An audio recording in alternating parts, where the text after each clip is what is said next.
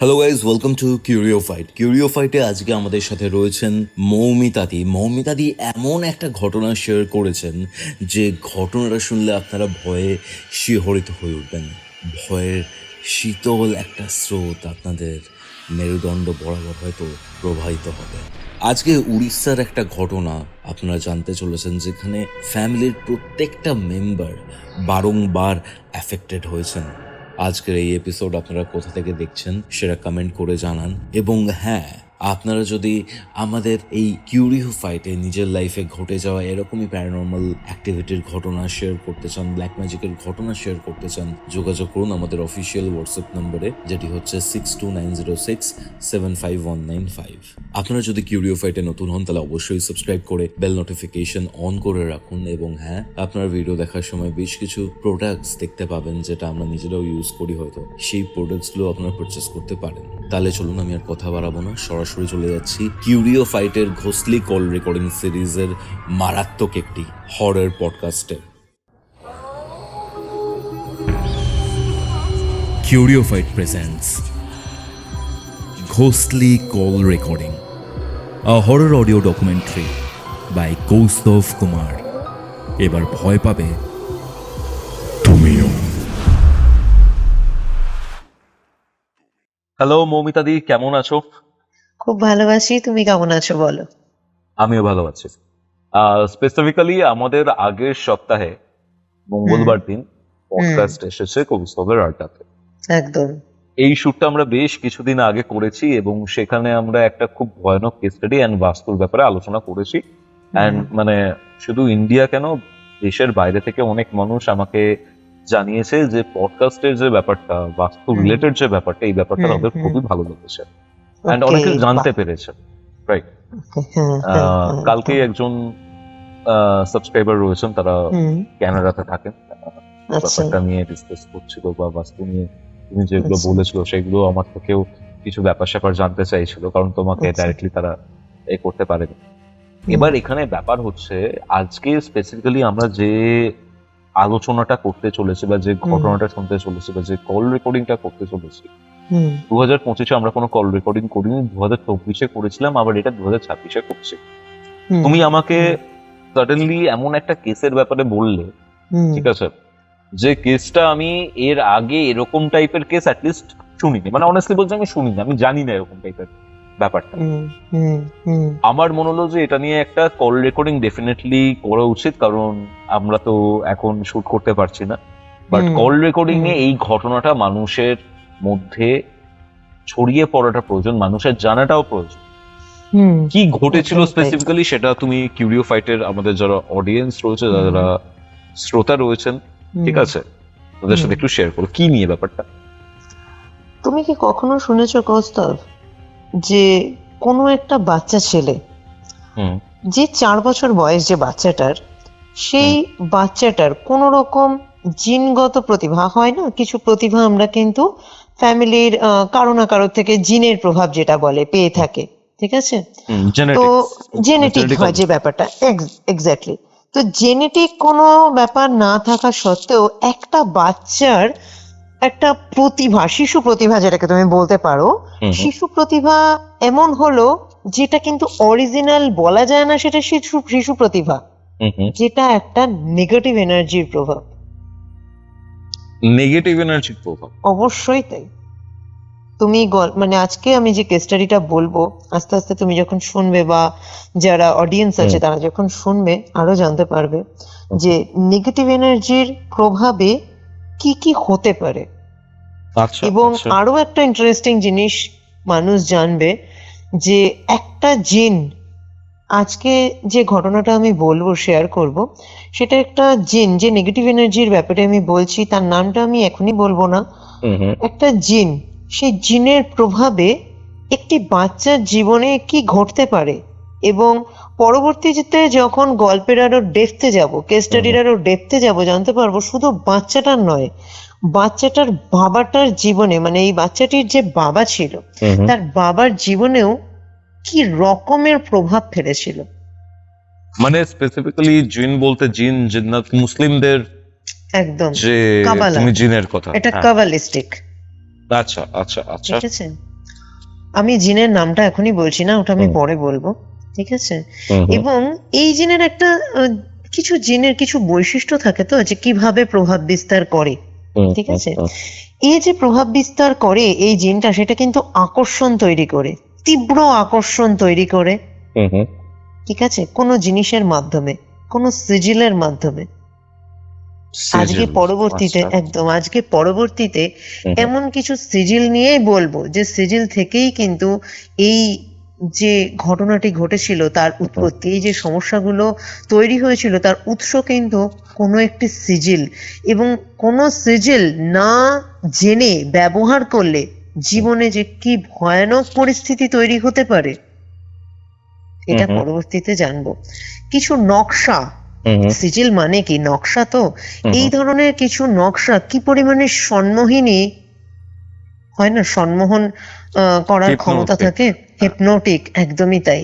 যেটা নিখুঁত একটা মানে সম্মোহীন, মানে একটা কোনো মানুষ যখন সম্মোহন করে সেটা একরকম, হুম হুম কিন্তু এই ধরনের সিজিল যখন সম্মোহন করে সেটা কিন্তু সমস্ত কিছুর ঊর্ধ্বে টানে নিজের দিকে। টানে নিজের দিকে, একদমই তাই। যে কোনো কিছু সুন্দর আমাদের জীবনে আকর্ষণ করে, আমরা সবকিছুই সৌন্দর্য প্রিয় হই না, যে কোনো হুম হুম সৌন্দর্য আমাদের আকর্ষণ করে, কিন্তু এটা অতিরিক্ত ভাবে এমন আকর্ষণ করে যে আকর্ষণকে তুমি কোনোভাবেই, যদি এই জিনের প্রভাবে সেই আকর্ষণ তৈরি হয়, তবে সেই আকর্ষণকে তুমি কোনোভাবেই আটকাতে পারবে না। আচ্ছা। বলা যায়, একে বলা হয় অনুভূতির দহনকারী। কেন বলে অনুভূতির দহনকারী? কারণ নর্মালি মানুষের জীবনে যে অনুভূতিগুলো থাকে সেই অনুভূতিকে কিন্তু মেরে দেবে। এই যে সম্মোহন তৈরি করবে, এর একটা কিছু সম্মোহন তৈরি করে একটা বিশেষ কিছু এনভায়রনমেন্ট ক্রিয়েট করবে, যাতে কিন্তু তার নর্মাল অনুভূতিগুলো পুরো দহন হয়ে যাবে। তো এরপরে আমি মেন কেস স্টাডিতে যাচ্ছি, এখনই এতটা কিছু বলবো না, ঠিক হুম আছে? তো ঘটনাটি মানে আমার কাছে কেস স্টাডিটি আসে, এক ভদ্রমহিলা আমার সাথে যোগাযোগ করে উড়িষ্যার জাজপুর থেকে 2024 সালে। আচ্ছা আচ্ছা ভদ্রমহিলা আমাকে কন্ট্যাক্ট করে, এবং আমাদের কন্ট্যাক্ট করে আমাকে ফার্স্ট কন্ট্যাক্ট করেছিলেন সোশ্যাল হুম সাইট থেকে, এবং হুম আমাকে কন্ট্যাক্ট করে বললেন যে ম্যাডাম, আমার বাচ্চার ব্যাপারে কথা রয়েছে, আপনার সাথে কথা বলতে পারি, আপনি কখন সময় দিতে পারবেন? এই হুম ঘটনাটি একটু হয়তো আপনি এর আগে এরকম ঘটনা পেয়েছেন কিনা জানি না, কিন্তু আমার জীবনে আমি বলতে পারি আমার বাচ্চার ঘটনাটা ভীষণ রেয়ার। আমি মা, সেদিক থেকে তো আমি বাচ্চাকে নিয়ে ভাববই, আপনার জীবনেও এটা হতে পারে, খুব অদ্ভুত লাগবে। তো আমি প্রথমেই জিজ্ঞাসা করলাম যে আপনি কোথা থেকে বলছেন, বা আপনার নাম কি, যেগুলো জিজ্ঞাসা করি বেসিক। আর জিজ্ঞাসা করলাম আপনার বাচ্চার বয়স কত। ভদ্রমহিলার বয়স 27-28 এরকম। হুম ভদ্রমহিলার খুব অল্প বয়সী, বলা যায় আজকের দিনে তুলনায় অনেক অল্প বয়সী মা হয়েছেন উনি। 4 বছর বাচ্চার বয়স। আচ্ছা। তো বললো, দেন আমি বললাম এবার বলুন বাচ্চার কি সমস্যা হচ্ছে। হুম হুম তো বলছে আমার বাচ্চার সমস্যা বলতে, যদি নর্মালি কোনো মানুষ দেখে সে বুঝতে পারবে না কোনো সমস্যা, কিন্তু আমি আমার বাচ্চার সাথে রয়েছি, আমি বুঝতে পারছি ওর সমস্যা, কারণ আমি ওর সমস্যাগুলোকে ফেস করছি। আমি বললাম হ্যাঁ বলুন কি ধরনের সমস্যা। বলছে আমার, একটু বলি, আমার হাজবেন্ডকে নিয়ে আমি আর আমার বাচ্চা, এই নিয়ে আমাদের সংসার। আমরা আগে কলকাতায় ছিলাম, আমরা উড়িষ্যার জাজপুরে শিফট করেছি 6 মাস আগে। আমার শ্বশুরবাড়ি এখানেই, তো আমরা এখানে শিফট করেছি। আগে কাজের সূত্রে আমার হাজবেন্ড কলকাতায় ছিলেন। হুম হুম তো হাজবেন্ডের ব্যাপারে আমি পরে আসছি, আগে আমি বাচ্চার ব্যাপারে বলি। তো আমার বাচ্চা 4 বছর বয়স। 4 বছরের বাচ্চা যেরকম হয়, খেলায় ধুলে বেড়ায়, আমার বাচ্চাও সেরকম।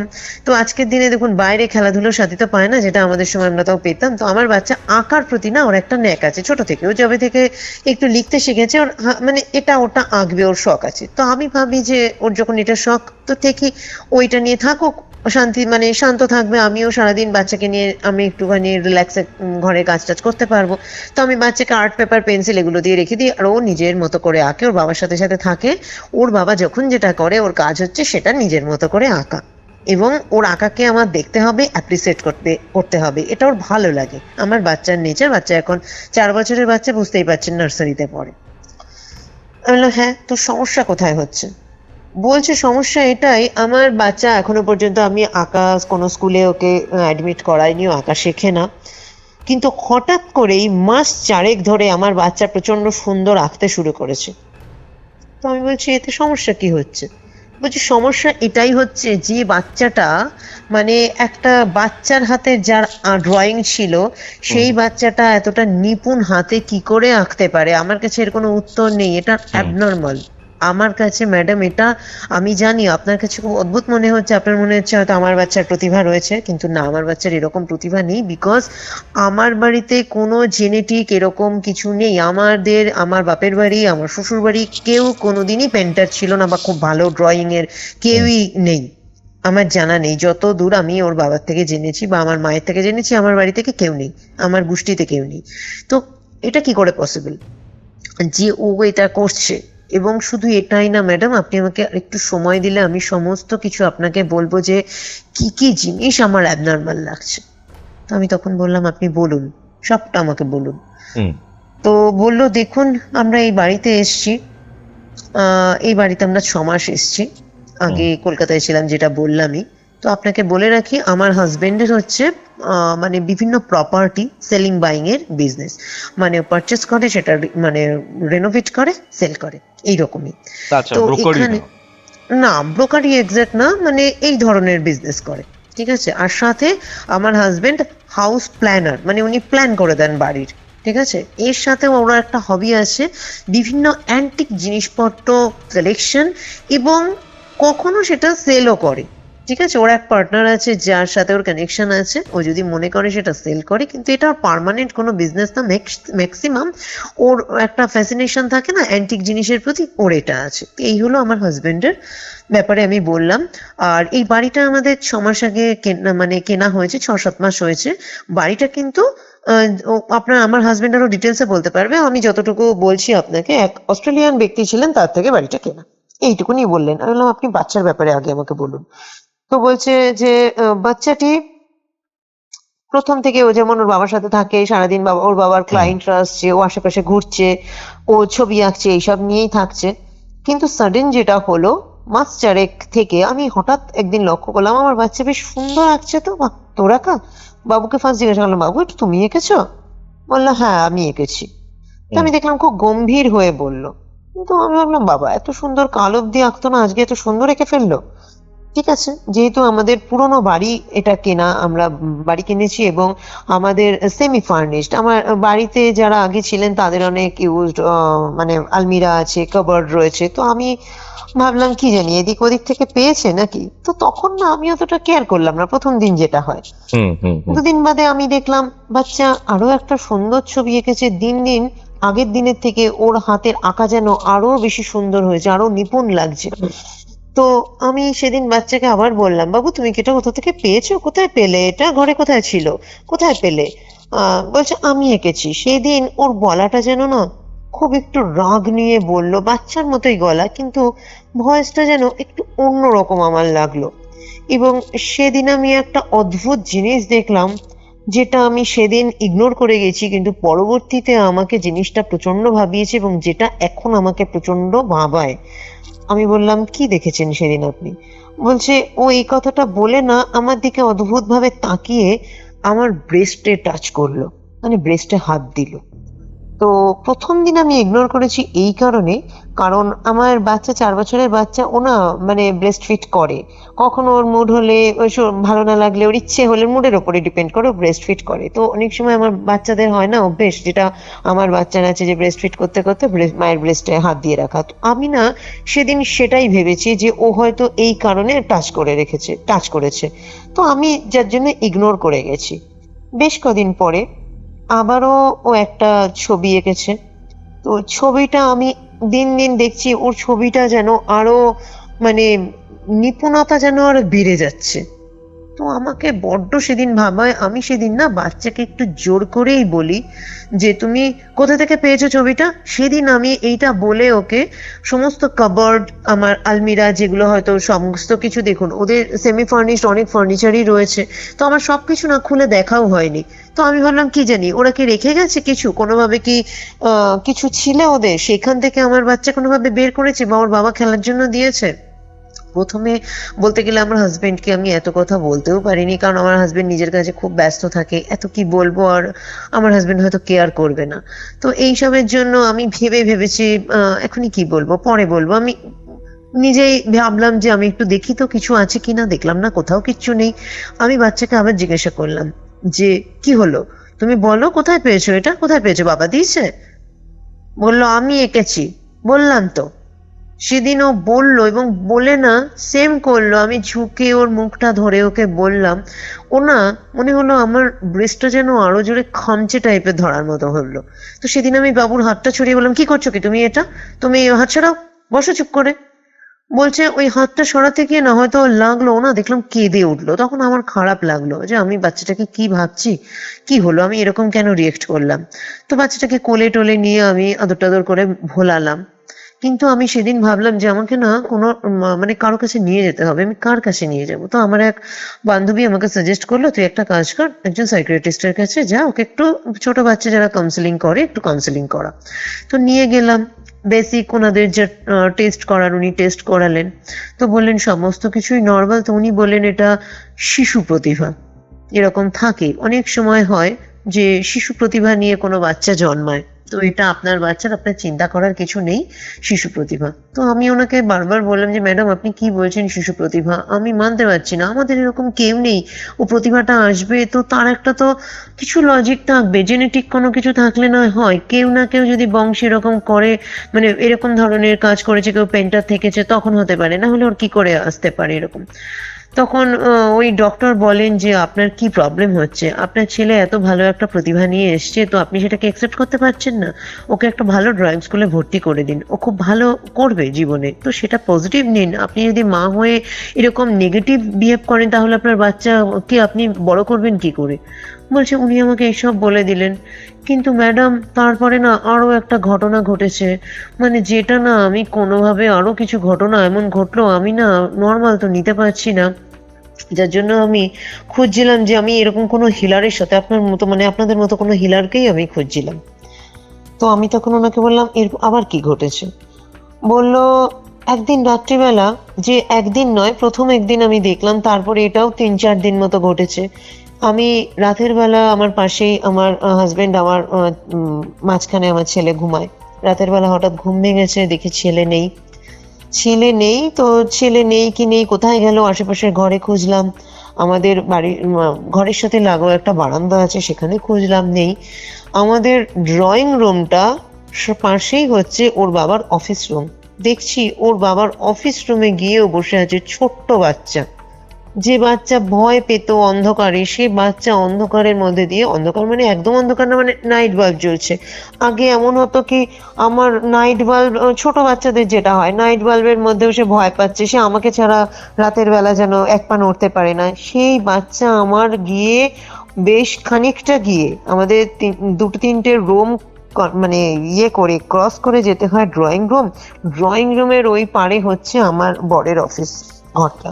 তো আমাদের বললাম লক করা ছিল না, বলছে না মেন ডোর লক করা থাকে, ওই বাইরের দিক থেকে লক করা রয়েছে অফিস, কিন্তু ভেতরের দরজা খোলা ছিল। খোলাই থাকে, হয়তো নর্মালি হয়তো আসানো থাকে, কিন্তু লক করা থাকে না। তো ওই রুমে গিয়ে আমি দেখি পিছন ফিরে ও বসে আছে ওখানে একটা ওই মেঝের ওপরে ও বসে আছে উপর দিকে তাকিয়ে।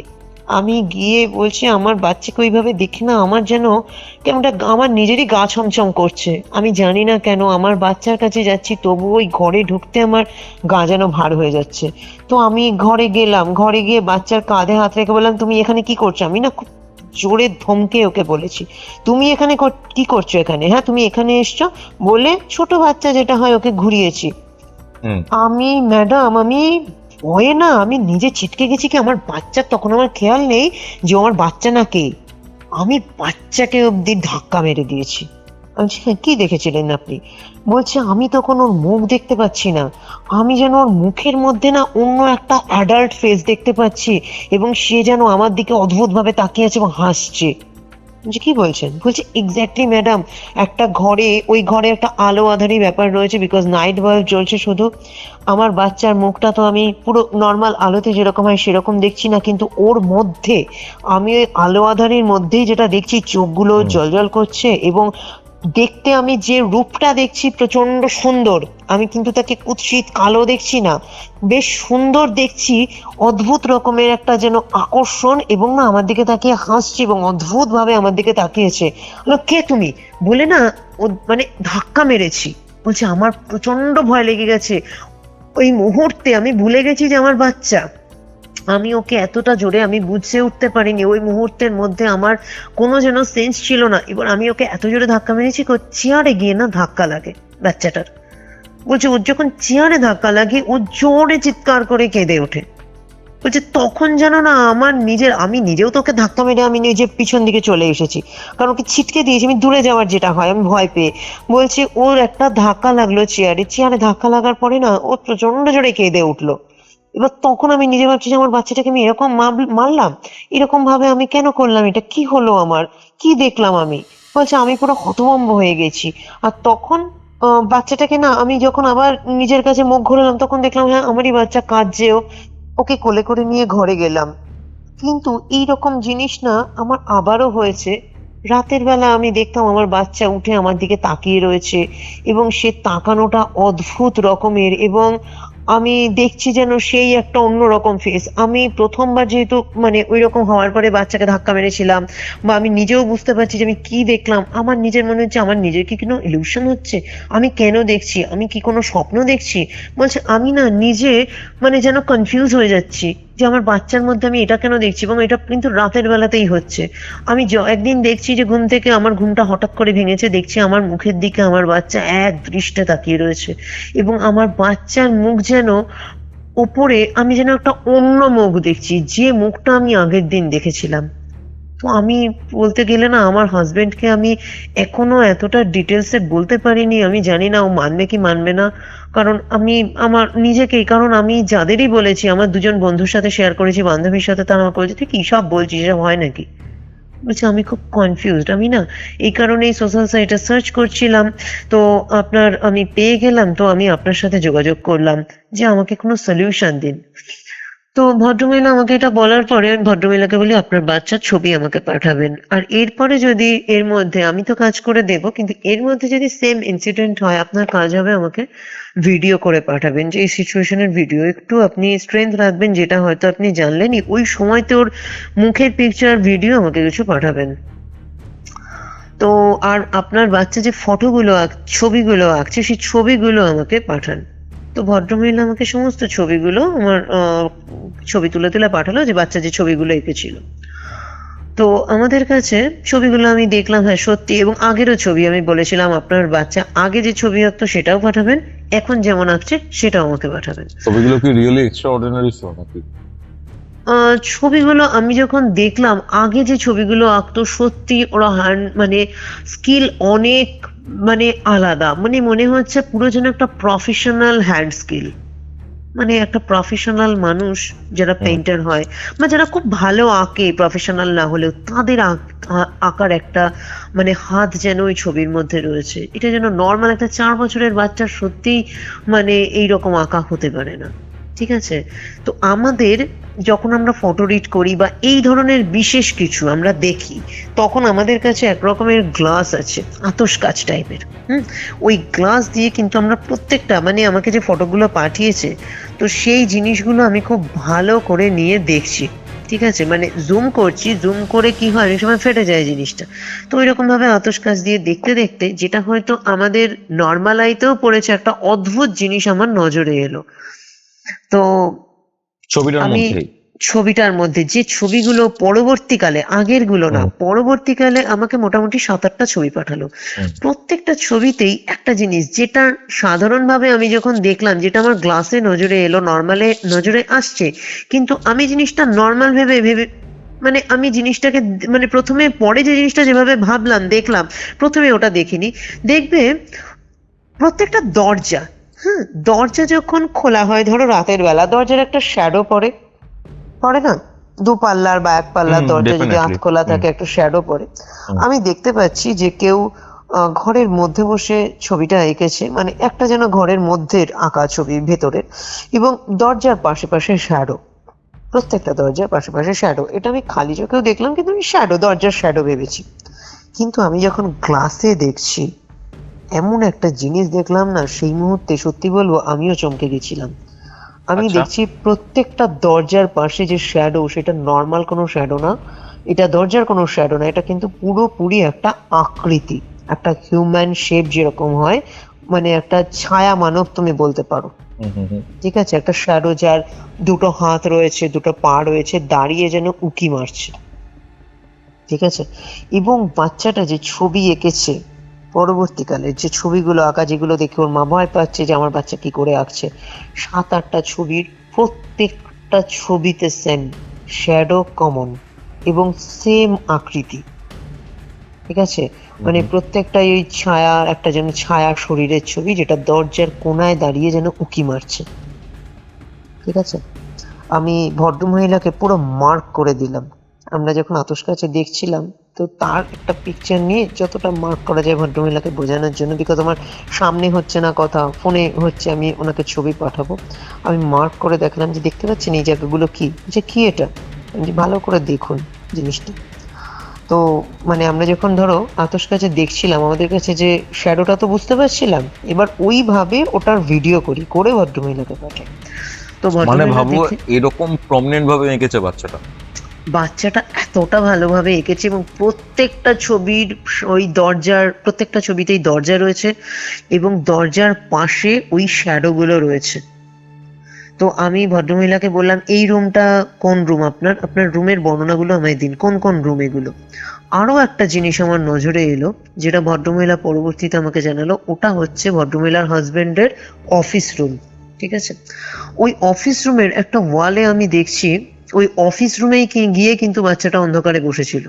ঠিক আছে, এবং বাচ্চার মা আমাকে বলেছে ও না এই যে এত ছবি আঁকে, কিন্তু ও, আরো আমি দেখলাম ছবিগুলোর ম্যাক্সিমাম হচ্ছে ওই অফিস রুমের ছবি, বিভিন্ন অ্যাঙ্গেলের, ও বাবা বসে থেকেছে সেই ছবি, বা অন্য পজিশনের ছবি, অন্য দিকের ছবি, কিন্তু অফিস রুমেরই ছবি। আমাকে যে 7-8টা ছবি পাঠিয়েছিল, তার 4-5টা ছবি হচ্ছে অফিস রুমের, আর অন্যগুলো হচ্ছে অন্য জায়গার, ওর রুমের। ঠিক আছে, তো অফিস রুমের একটা ওয়ালে দেখলাম, যেটা নর্মালি আইতে অতটা বোঝা যাচ্ছিল না, আতশ কাচ দিয়ে ভালো করে দেখলাম, ছোট ছোট ছোট ছোট করে, যেন মনে হচ্ছে কিছু সিজিল আঁকা, ফটো ফ্রেম, ফটো ফ্রেমের মতো। মানে বাচ্চাটা কতটা নিখুঁত ভাবে এঁকেছে, ওই রুমটাতে কি কি আছে ও কিন্তু সব আঁকছে। ঠিক আছে, তো আচ্ছা। হ্যাঁ, ওই রুমটার একটা ওয়ালে অনেকগুলো ফটো ফ্রেম রয়েছে, ফটো ফ্রেম গুলো যে রয়েছে 7টা, সেগুলোরও ছবি আঁকছে, যে ওয়ালে এগুলো রয়েছে, মানে বোঝা যাচ্ছে যে ওয়ালে আছে। তো ভদ্রমহিলাকে আমি জিজ্ঞাসা করেছি এগুলো কি, এই জায়গা, এই রুমটা কি রুম, কোন রুম? তো বললো আমার হাজবেন্ডের অফিস রুম। আমি বললাম এই ওয়ালে এগুলো কি? বলছে এগুলো কি আমি বলতে পারবো না, তবে আমরা যে বাড়িতে এসছি এইখান থেকেই না ওদের স্টোর রুম থেকে কিছু পেয়েছে, আমার হাজবেন্ড এই ছবিগুলো ইয়ে করেছে, এই ওয়ালে ফ্রেম করে রেখেছে, কারণ আমি আপনাদেরকে বলেইছিলাম অ্যান্টিক জিনিসের প্রতি ওর ভীষণ শখ আছে, তো ওর কাছে এগুলো খুব ভালো লেগেছে, একটু আনকমন জিনিস, ও এটা ডেকোরেট করেছে। ঠিক আছে, হ্যাঁ, ওয়াল ডেকোরেট করা, তো ওর ভালো লেগেছে, ওগুলো ডেকোরেট করেছে। তো আমি তখন ভদ্রমহিলাকে বলি ওই রুমের ফটো তুলে আমাকে পাঠান। ঠিক আছে, প্রত্যেকটা রুমের ফটো তুলে আমাকে পাঠান, বিশেষ করে এই রুমের প্রত্যেকটা ওয়ালের ফটো তুলে আমাকে পাঠান, আর এই যে ছবিগুলো, ফটো ফ্রেমগুলো রয়েছে, এগুলো ক্লোজ করে আমাকে ছবি তুলে পাঠান। যেটা আমি বাচ্চাটার ছবি থেকে দেখতে পাই, দেখি এগুলো সিজিলের মতো, সিজিলের মতো লাগছে, এবং তারপরেই ভদ্রমহিলাকে জিজ্ঞাসা করি, আমাকে ভদ্রমহিলা ফটো পাঠায়, ফটোতে দেখি ওগুলো প্রত্যেকটা একটা সিজিল। ঠিক আছে, তো আমি ভদ্রমহিলাকে বলি এইগুলো আপনি কবে এগুলো এখানে রেখেছেন, মানে আপনার হাজবেন্ড কবে রেখেছে? বলছে রেখেছে তো অনেক দিনই তো হলো, আমরা 6 মাস আগে এসেছি, মোটামুটি তাও ধরুন মাস 4। তো আমি বলছি আপনার বাচ্চার প্রবলেম কবে থেকে? বলছে আমার বাচ্চার প্রবলেম ওই তো মাস 3.5-4 এরকমই। জি জানেন এই সিজিলগুলো কি সিজিল? বলছে এগুলো আপনি বলছেন সিজিল, যেগুলো যে সিজিল বলে আমি তো তাই জানি না, এগুলো যে কি আমি যে হাজবেন্ডকে জিজ্ঞাসা করেননি? বলছে না আমি না জিজ্ঞাসা করিনি, বিকজ ওর মতো করে পেয়েছে, ভালো লাগছে দেখতে, আমারও দেখতে ভালো লেগেছে, হ্যাঁ ডেকোরেট করো, অসুবিধা নেই। কিন্তু আমি তো সেইভাবে দেখিনি, মানে ওকেও জিজ্ঞাসা করিনি যে কি সিজিল না সিজিল, এগুলোকে সিজিল বলে আমি তো তাইও জানি না, আমি এটাও জানি না আমার হাজবেন্ড জানে কিনা এগুলোকে সিজিল বলে। বলছি, আমি তখন ওনাকে বললাম এগুলো কাবালিস্টিক সিজিল, এবং এগুলো যে আপনি না জেনে এখানে ওয়ালে টাঙিয়ে ফেলেছেন, জানেন কতটা মানে ভয়ানক সিচুয়েশন আপনি আপনার বাড়িতে তৈরি করেছেন? বলছে কেন ম্যাডাম এগুলো কি? আমি যেগুলো স্পিরিট কলিং এর সিজিল। আচ্ছা, কি বলছেন আপনি? মানে স্পিরিট কলিং মানে সেটা কি হয়, মানে কি? আমি আপনার প্রোফাইলে আমি কিছু জিনিস দেখছিলাম, আপনারা যে ব্ল্যাক ম্যাজিক করেন, এটা কি সেই রকম রিলেটেড কিছু? তাহলে অবশ্যই এগুলো আমরা যখন কাজ করি, স্পিরিট মানে জানেন আপনি, বলছে স্পিরিট মানে সোল যেটা বলে, একদম তাই। নেগেটিভ এনার্জি পজেস জানেন তো, স্পিরিট পজেস করে যে, বলছে হ্যাঁ সেরকম তো আজকাল বিভিন্ন ইউটিউবে দেখি, তারপর বিভিন্ন জনের বিভিন্ন পোস্ট, আপনার অনেক পোস্ট দেখলাম, সেরকম তো একটা মানে আউট নলেজ, একটা সামান্য নলেজ আছে, কিন্তু সেরকম কিছুই জানি না। আমি বলছি এই যে সিজিলগুলো আমরা যখন স্পিরিট কলিং করি, আমরা বিভিন্ন রকমের সিজিল মানে আমাদের লাগে কাজে স্পিরিট কলিং এর জন্য। এই যে সিজিলটা আপনি, আপনার হাজবেন্ড লাগিয়েছে না, খুব ঘরের ফ্যাশন আপনি ভাবছেন, ঘরকে ডেকোরেট করছেন, কিন্তু এটা কি জানেন এটা একটা স্পিরিট কলিং এর সিজিল। আপনি আপনার ঘরে স্পিরিটকে কল করেছেন। এবং এক্ষেত্রে আমি তোমায় বলে রাখি, কিছু সিজিল এমন থাকে যেগুলোকে আলাদাভাবে না অ্যাক্টিভ করার দরকার হয় না। সিজিল এমন একটা জিনিস যেটা কিন্তু আহ, কোনো নেগেটিভ এনার্জিকে আমি যখন ইনভোক করার জন্য, কলিং এর জন্য যখন আমি কোনো সিজিলকে ব্যবহার করি, ওই সিজিলটা হচ্ছে একটা গেটওয়ে, যেটা ওই জগৎ থেকে এই জগতে আসার একটা মাধ্যম। তো এগুলো যেখানে রাখা যায়, মানে রাখা হয়, কিছু সিজিল এমন আছে সেখানে কিন্তু আপনি আপ স্লোলি স্লোলি সে কিন্তু অ্যাক্টিভ হয়ে যায়। ঠিক আছে, আমি পরবর্তীতে এই ব্যাপারে আরো ডিটেলসে বলছি। তো এরপরে আমি ওনাকে, ভদ্রমহিলাকে বললাম আপনার হাজবেন্ডের সাথে কথা বলবো। তো বললো হ্যাঁ নিশ্চয়ই, আপনি আমাকে এই সময় দিলেন উনি, যে এই সময় তো তাহলে আপনি আমাকে কল করুন, আমার হাজবেন্ড থাকবে।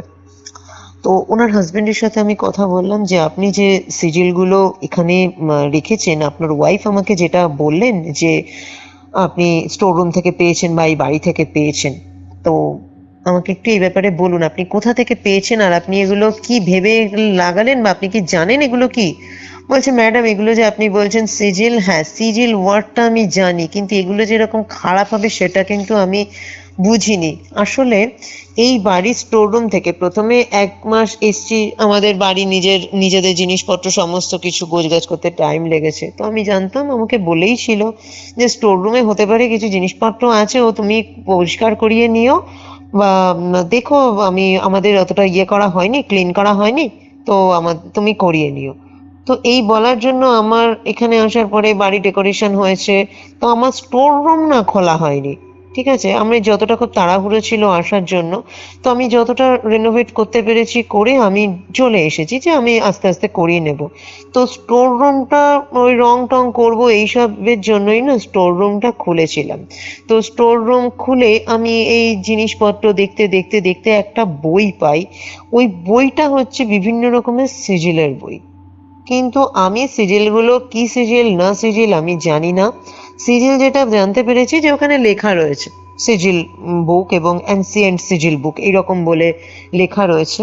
তো এই সিজিলগুলো আমার বেশ ভালো লাগলো, ভীষণ ইউনিক লাগলো, আমার খুব অ্যাট্রাক্ট করলো। এমন একটা নকশা যেটা মানে আমাকে জীবনে, এই যে সিজিল একটা বিশেষ সিজিল ছিল, তার মধ্যে যেটা ছবি আমাকে দেখিয়ে বললো যে ম্যাডাম অনেকগুলো সিজিল এখানে আছে। তো হ্যালো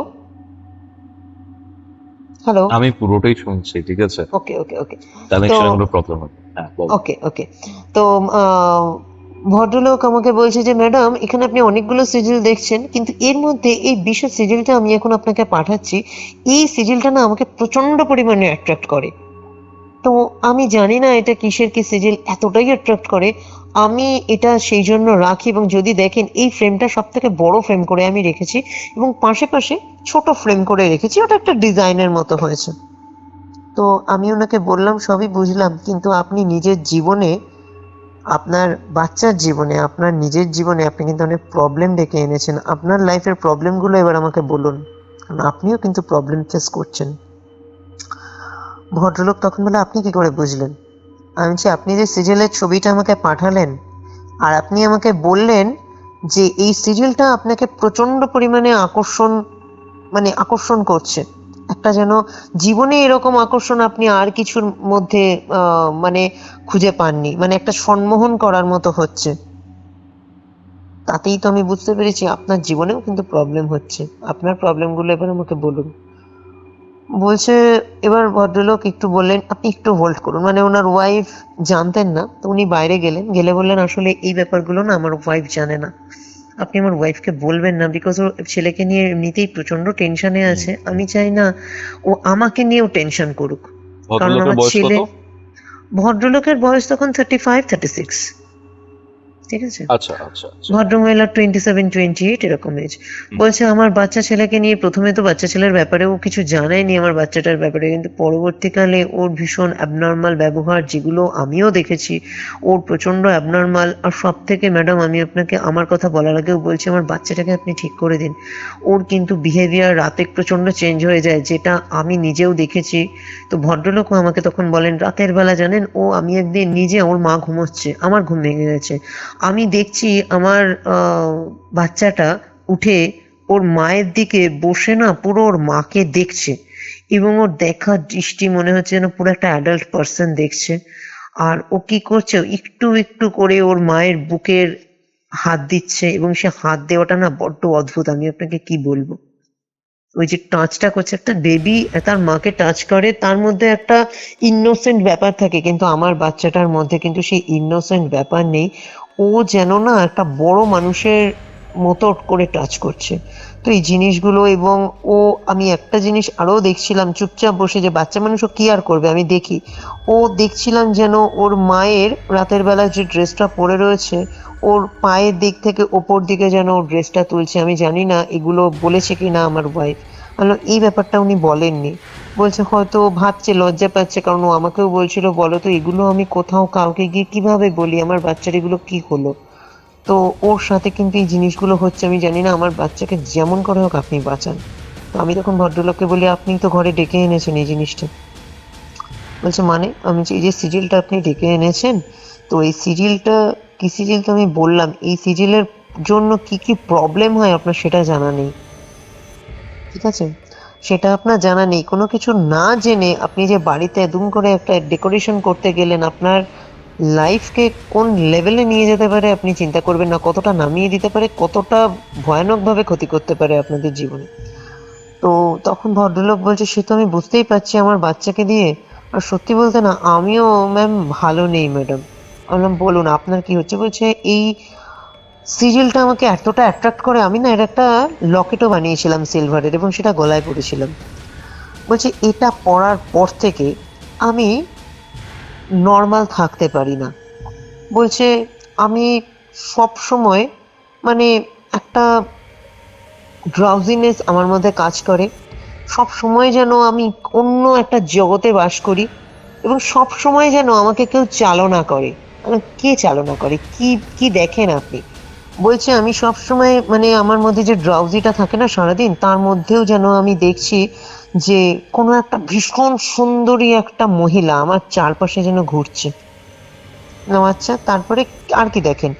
বলছে সেই সুন্দরী মহিলা যেন মনে হয় সে আমার কাছে আসতে চাইছে, এবং আমাকে সে নানাভাবে প্রলুব্ধ করছে, এবং আমিও কিন্তু ভীষণ অ্যাট্রাক্ট ফিল করছি, এবং নিজের মনে মনে যেন আমি তার সাথে বসে কথা বলছি। আমি হয়তো একা কখনো বসে আছি, আমি যেন দেখতে পাই যে আমি যেন কাউকে দেখলাম, এবং এটা আমার দিনের থেকেও রাতে অনেক বেশি হয়। এবং আমি যদি ঘুমাই কখনো, সব থেকে, তখন আমি একে দেখি না, তখন আমি একটা খুব খারাপ স্বপ্ন দেখি।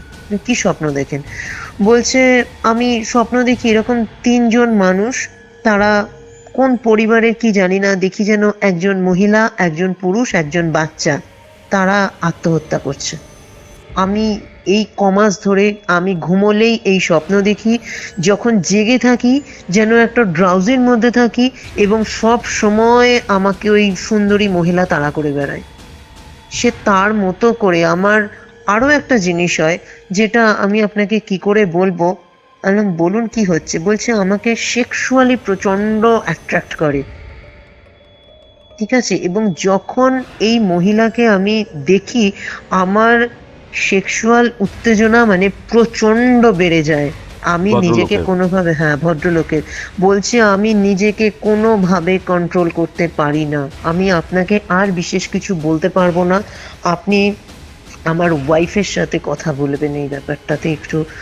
মানে আমি আমার ওয়াইফকে কিছু জিনিস বলিনি, কিন্তু ও হয়তো কিছু বলতে পারে, কারণ আমার মধ্যেও না অনেক চেঞ্জ এসেছে যেগুলো আমি বুঝতে পারছি। তো আমি বললাম ঠিক আছে, আপনার ওয়াইফের সাথে আমি কথা বলে নেব, আপনি আর কি দেখেন আমাকে বলেন। বলছে, ওই যে বললাম রাতের বেলা আমি ঘুমোতে পারি না, রাতের বেলা আমি যদি ঘুমোই আমি ওই স্বপ্নটা দেখি যে আমি আত্মহত্যা করছি, আমার সাথে সাথে ঘুম ভেঙে যায়। ঘুম ভেঙে গিয়ে আমি যেন একটা ওই মহিলাকে দেখি, ওই মহিলা কে দেখি, এবং মহিলা যেন আমাকে কোথায় নিয়ে যায়, এবং আমি বাড়ির ছাদে চলে যাই, ছাদে গিয়ে আমি কি করি আমি জানি না, আমি ওখানেই থাকি। বলছে প্রথম দিন এমন যখন হয়েছে, বলছে আমরা জানুয়ারি মাসে বাড়িতে এসেছি, জানুয়ারি শেষের দিকে প্রথমেই, জানুয়ারি শেষের দিকে না, বলছে আমি ফেব্রুয়ারিতে আমি সিজিলটা বার করি, সিজিলটা পড়ি, সিজিলটা পড়ার পরেই আমি এটা ফিল করেছি। ফেব্রুয়ারি মাঝামাঝিতে আমি প্রথম হয় কি আমি ছাদে গেছি। এবার সারা রাতের বেলায় আমার ভোরের দিকে আমার ওয়াইফের ঘুম ভেঙেছে, ও দেখেছে আমি নেই, খুঁজেছে সারা ঘরে, খুঁজে খুঁজে নেই, ছাদে গেছে। তো আমাকে বললো তুমি ছাদে কি করছো? তো বলছে ওয়াইফের কাছে আমি তখন ওখানে না, আমি সেই ঘুমের একটা ঘড়ি রয়েছে, বলছে তুমি না ঘুমিয়ে এখানে এসছো কেন? তো আমাকেও কোনো রকম টেনে টেনে ঘরে নিয়ে এসেছে। ঠিক আছে, একটা ড্রাউজি ছিল, ঘরে নিয়ে এসেছে, চলো চলো রেখে রেখে মানে কোনো রকমে ও নিয়ে এসেছে। আমি পুরো যে একদম সেন্সলেস সেটা তো নয়। তো আমি এসছি, ওই ঘোরের মধ্যেই এসছি। আসার পরে আমি ঘুমিয়েছি, ঘরে এসে ঘুমিয়েছি। তারপরে যখন ঘুম ভেঙেছি আমাকে জিজ্ঞাসা করেছে তুমি ছাদে গেছিলে কেন? বলছে, বলে আমি যখন ঘুম ভাঙলো নিজেই ভাবছি যে ও যদি আমাকে এখন জিজ্ঞাসা করে, হালকা মনে পড়ছে যে আমি ছাদে গেছিলাম, ও আমাকে ওখান থেকে নিয়ে এসেছে।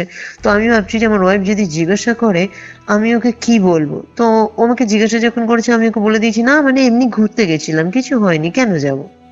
বলছে প্রথমে একদিন ওটা হলো, দ্বিতীয় একদিন ওরকম হয়েছে, আমাকে এটা প্রায় দিন হয় এবং ম্যাক্সিমাম আমার স্যাটারডে করে কিন্তু এটা বেশি হয়। ওই অতীব সুন্দরী মহিলা যেন আসে এবং আমাকে কি তখন বলে কানের সামনে ফিসফিস করে, এবং আমাকে কিন্তু ওই ছাদের দিকে নিয়ে যায়। এবং ওই মহিলাকে যখনই আমি দেখি আমার মধ্যে কিন্তু না প্রচন্ড সেক্সুয়াল এনার্জি প্রচন্ড বেড়ে যায়। এবং কখনো ছাদে নিয়ে যায়, যদি আমাকে ছাদে এমনও হয়েছে যে আমি হয়তো ইভিনিং টাইমে বা একটু লেট নাইটের দিকে কখনো আমার অফিসে বসে কাজ করছি, আমি দেখছি যেন আমার ওই একটা ইলিউশন হচ্ছে কি আমি যেন ওই মহিলাকে দেখছি, আমি যেন মনে হচ্ছে কি আমি কথা বলছি। এবং ওই সময়তে আস্তে আস্তে আস্তে আস্তে আমার উত্তেজনা এত বেড়ে যায়, তো আমি নিজেকে না কন্ট্রোল করতে পারি না। তো আমি তারপরে ওনাকে বললাম যে আপনার ওয়াইফকে দিন, মানে ভদ্রলোকই বললেন যে আমার ওয়াইফের সাথে কথা বলুন, আমার ওয়াইফও বুঝেছে, রিয়েলাইজ করেছে ব্যাপারটা আমার এই চেঞ্জটা, ও আপনাকে বলবে কিছু জিনিস। তো ওনার ওয়াইফকে দেয় ফোনটা তখন। তো আমি ওনার সাথে আবার কথা বলি যে আপনার হাজবেন্ডের থেকে এই জিনিসগুলো শুনলাম, আপনি তো হাজবেন্ডের ব্যাপারে কিছু বলেননি। বলছে না আমার বলার সুযোগ হয়নি, আসলে বাচ্চাটাকে নিয়েই বললাম। আর আমি জানি যে হাজবেন্ড যদি কথা বলছে যখন ও নিশ্চয়ই জানাবে আপনাকে। হ্যাঁ, ওর কিছু প্রবলেম ও আমাকে বলেছে, যে কিছু সমস্যা প্রথম দিকে বলেনি কিন্তু পরের দিকে বলেছে জানো আমি না এরকম এরকম জিনিসগুলো আমি দেখি, আমি বুঝতে পারি না কেন দেখি, কিন্তু খুব বেশি করে আমাকে বলেনি, কারণ আমার বাচ্চাটাকে নিয়ে যতটা আমি প্রবলেমে রয়েছি যার জন্য চিন্তাটা বাড়ায়নি। কিন্তু আপনার সাথে কথা বলার পরে আমাকে বললো যে বাচ্চাটাকে ম্যাডাম এই কথা বললো, মানে প্রথম দিনের পরেই, মানে একদিন পরে পরের দিন নেক্সট ডে, প্রথম দিন ওর ওয়াইফ মানে ভদ্রমহিলার সাথে কথা হয়, সেকেন্ড ডে হচ্ছে ভদ্রলোকের সাথে কথা হয়। তো বলে আমি ওনাকে যখন কালকে রাতে আপনার কথা বললাম তখন উনি আমাকে কিছু কিছু বললেন, জানো তো তুমি আমাকে অনেকদিন অনেক ব্যাপারে জিজ্ঞাসা করেছো, আমার সাথে কিন্তু এই প্রবলেমগুলো হচ্ছে, আমি কি বলবো ওনাকে? তো আমি হাজবেন্ডকে বলি হ্যাঁ উনি যদি কথা বলবেন যখন তুমি সুযোগ পেলে ওনাকে বলো। তো উনি তো জানেন না, তুমি না বললে উনি কি করে জানবেন, তো তুমি এই জিনিসগুলো বলো, আর উনি যদি কিছু ভাবে বুঝে উনি তোমাকে জিজ্ঞাসা করে তুমি ওনাকে জানাও। বলছে আসলে আমার হাজবেন্ড না ভীষণ সফট মাইন্ডের, ঠিক আছে, আমাদের লাভ ম্যারেজ, আমরা ভীষণ সুখী পরিবার, ভীষণ সফট, আমরা যখন ইন্টিমেট হইও আমার হাজবেন্ড ভীষণ সফট, মানে ও আমার একটা খোঁচা লাগলেও না ও সহ্য করতে পারে না এরকম। কিন্তু আমার সেই হাজবেন্ড এই বিগত 4 মাস ধরে আমি ম্যাডাম আর কি বলবো, ছেলেকে নিয়ে ভুগছি, আমার হাজবেন্ডকে নিয়েও বলতে গেলে ভুগছি। আমার হাজবেন্ডের নেচারটা প্রচন্ড অ্যাগ্রেসিভ হয়ে গেছে। ও আমার সাথে এখন যখন সম্পর্ক করে না, ও মনে হয় যেন আমাকে টর্চার করছে, আমাকে রীতিমতো জবরদস্তি করে এবং আমার হাত পা বেঁধে দেয়। প্রথম দিন যখন আমার হাত পা বাঁধতে গেছে আমি বলছি তুমি এটা কি করছো? বলছে ওকে আমি মানে ও অদ্ভুত করা, হ্যাঁ আমার ইচ্ছে হয়েছে, তুমি কি আমাকে তাহলে খুশি করতে পারবে না? তাহলে কি আমি অন্য জায়গায় যাব? বলছে যখন আমার হাজবেন্ড এই কথা বললো, নর্মালি একটা ওয়াইফ কি হয়, এগুলো তো মানতে পারে না যে আমার হাজবেন্ড অন্য জায়গায় যাবে, এটা মানে এটা এগুলো কি বলছে। আমি ভাবলাম যে ঠিক আছে, হাজবেন্ডের ফ্যান্টাসি এখন হয়েছে, চেঞ্জ হয়েছে। তো আমি না প্রথম দিন ঠিক আছে চলো, কিন্তু ও শুধু এটাই না, ও আমাকে রীতিমতো, আমি যদি আপনি বলেন আমি ছবি পাঠাতে পারি, আমার সারাটা শরীর কামড়ে কামড়ে না দাঁতের দাগ বসিয়ে দিয়েছে।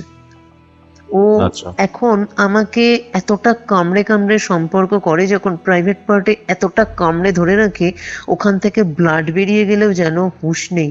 ইভেন এমনও হয়েছে আমার ব্লাড বেরিয়ে গেছে, কিন্তু ওর তখন কোনো হুঁশ থাকে না। পরে যখন ওকে আমি বলি যে তোমার এ কি হলো, এগুলো কেন করছো, এরকম তো তুমি ছিলে না, তখন বলে আমি কিভাবে এরকম করলাম বলো তো, আমি তো বুঝতে পারছি না।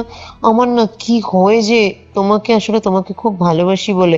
বলছে আমাকে খুব ভালোবাসো বলে এইরকম দেখো। বলছে এমন একদিন হয়েছে, ওর সারা শরীর না মানে কামড়ে এমন করেছে আমার জ্বলে যাচ্ছে। তো ওকে আমি পরে যখন ওর মানে নর্মাল হয়ে গেছে, মানে পরে ওর সাথে কথা হচ্ছে, বলছি দেখো তুমি ভালোবাসো, দেখো তুমি কি করেছো। বলছে ও না নিজে তখন চমকে উঠেছে, আমি এইরকম করেছি।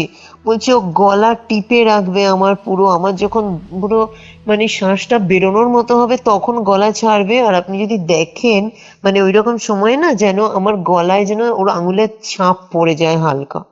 এতটা মানে অত্যাচার করে, যেটাও আগে কোনো দিনই এরকম ছিল না। ওকে আমি জিজ্ঞাসাও করেছি যে কেন করছো এগুলো তুমি।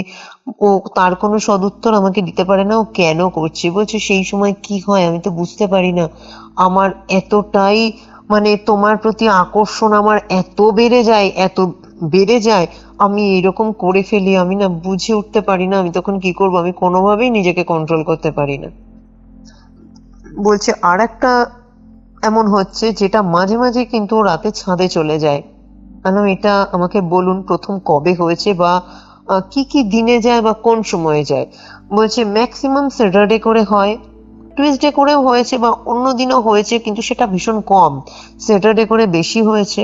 আর রাতের বেলা ও যায় মোটামুটি, আমি টাইমিংটা অনেক দিন লক্ষ্য করেছি, এক্সাক্ট কখন যায় দেখুন, আমি তো রাতের মধ্যে ঘুমিয়ে পড়ি, জেগে থাকি ওরকম ভাবে হাজবেন্ডকে কি পাহারা দেবো, ওরকম তো পসিবল না, ঘুমিয়ে পড়ি। তাও আমি যতটা সজাগ থেকে একদিন আমি দেখেছি যে ও মোটামুটি 1:30 থেকে 2টো এই টাইমে যায়, 3টে অবধি ও থাকবে। ঠিক আছে, 3টের আগে ওকে কোনোভাবে আমি ওখান থেকে আনতে পারি না, ওকে ও আসে না। এমন হয়েছে একদিন 2টো নাগাদ আমি বুঝতে পারলাম যে আমার ও নেই এখানে। তার আগেও ওকে আমি দেখেছি, হঠাৎ খুঁজতে খুঁজতে একদিন পাচ্ছি না, কোথাও নেই কোথাও নেই, ছাদে গেলাম, ছাদে গিয়ে দেখি হ্যাঁ ও ছাদে রয়েছে। আমি বললাম, কি গো তুমি এখানে কি করছো। অনেকক্ষণ বাদে বললো এসেছিলাম, এমনি এসেছিলাম। বলো এমনি এসেছিলে তুমি ঘুম বাদ দিয়ে। তখন বেশ 3:30 এরকম বাজে, তো চলে এসেছে। আবার বেশ কিছুদিন বাদে যেদিন আমার নজরে এলো, সেদিন আমি একটু তাড়াতাড়ি গেছিলাম, ওই 2টো নাগাদ দেখলাম ও নেই। তো আমি এদিক ওদিক দেখে দেখলাম নেই, ওয়াশরুম চেক করলাম নেই, আমি সোজা সেদিন ছাদেই গেছি যে দেখি তো আছে কিনা। দেখি হ্যাঁ চুপচাপ এক জায়গায় বসে আছে, যেন কোন দিকে তাকিয়ে কি দেখছে ও জানি না, অদ্ভুত ভাবে তাকিয়ে ও চুপচাপ বসে আছে। এবং আমি ওকে বললাম কি গো তুমি এখানে কি করছো। আমার দিকে তাকালো, তাকিয়ে মুখটা সরিয়ে নিল, সরিয়ে নিলে আমি যাব না। ওকে তাও আমি যাব নাটাও আগে বলেনি, দুবার ওকে ধাক্কা দিয়ে জিজ্ঞাসা করছি কি গো চলো ঘরে চলো, ওঠো ঘরে চলো। যাব না, তুমি যাও। বলছে আমি যাও, কেন আমি যাবো, তুমি কি করছো এখানে বসে, কি কাজ করছো, কি করছো তুমি। না ভালো লাগছে না, যাও। বলছে ওকে জোর করলে না ও রীতিমতো কিন্তু আমাকে ধাক্কা দিয়ে সরিয়ে দেয়, এবং ওই ধাক্কার জোরটাও কিন্তু অনেক বেশি, ওকে আমি আনতে পারি না। কিন্তু 3টের পরে 3:10-15 তখন ওকে ও চলে আসে। ঠিক আছে, এমন একদিন হয়েছে আমি নিজে ভেবেছি আজকে আমি নিজে ডাকবো না, দেখবো তো কখন আসে। আমি নিজে দেখতে পাচ্ছি ও রয়েছে, আমি ওই সিঁড়ির রেস্টে আমি ওয়েট করছি, দেখি ও কখন আসে। সেই দিন আমি দেখলাম 3:15 থেকে 3:30 এই সময়ের মধ্যেও নিজে চলে এলো, নিজেই চলে এলো। কিন্তু ওই সময়তে আমি জানি না কেন ওই সময়ের আগে ওকে আনা যায় না। আমি ওনার হাজবেন্ডকে এরপর জিজ্ঞাসা করি যে ওই টাইমিংটা মানে আপনার ওই সময়তে কি মনে হয়, আপনি কেন আসেন না? বলছে আমি নিজেও জানি না, আমি সেই সময় না টোটাল ওই মেয়েটা আমাকে কন্ট্রোল করে এবং আমি ওই মেয়েটার সাথে কথা বলি। ও মানে ওর একটা মনে হয় আমার ওই সময়তে কিছু নিজের ক্ষমতা নেই, ও আমাকে যেভাবে কন্ট্রোল করছে আমি সেভাবেই কন্ট্রোল হব, আমার নিজের কিছু নেই।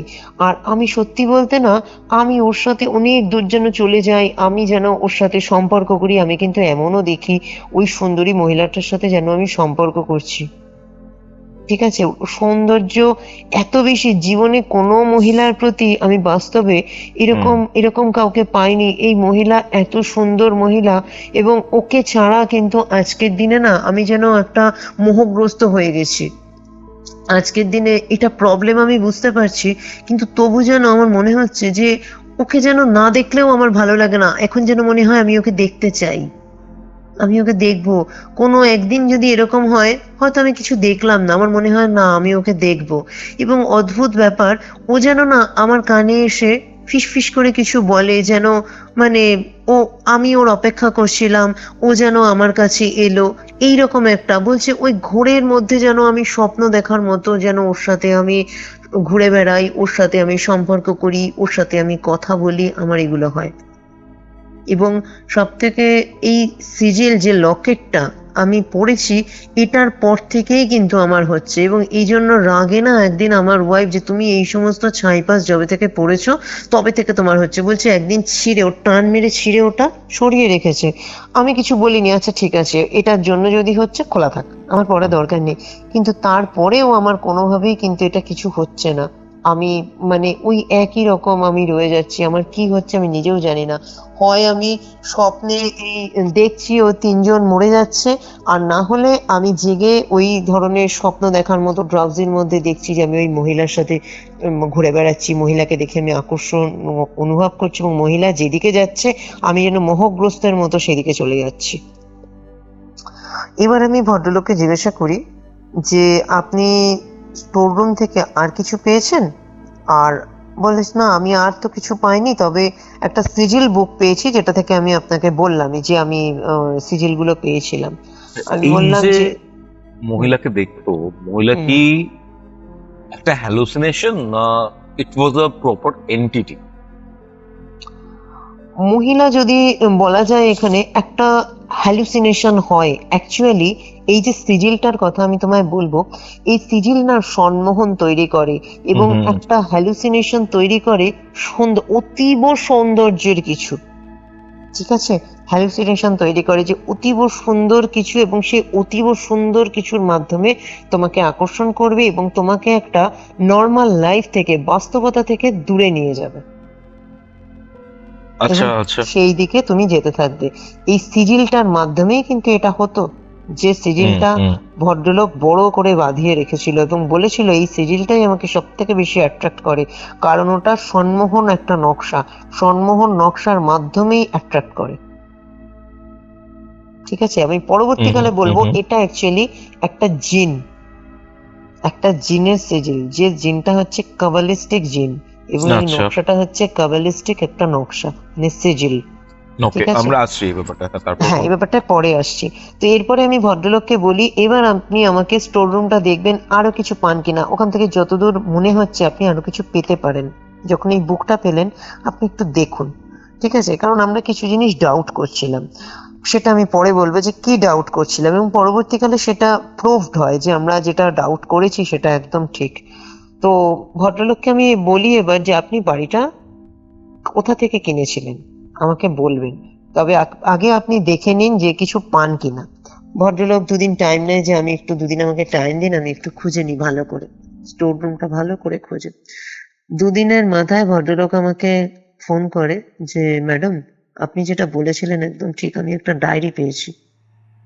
ঠিক আছে, অনেক বড় ডায়েরি, এবং এই ডায়েরিটা অ্যান্টিক কিছু ডায়েরি দেখবে থাকে যেগুলোতে লক সিস্টেম থাকে, ইভেন আমার কাছেও আছে ওইরকম ডায়েরি। বুঝতে আচ্ছা পেরেছো? আচ্ছা আচ্ছা। হুম, বলছে ডায়েরিতে দুটো লক আছে, এবং লক দুটো চাবি তো আমি জানি না, আমি কিন্তু লকটা পুরো ভেঙে আমি ডায়েরিটা খুলেছি, আপনার অনুমতি না নিয়েই খুলেছি।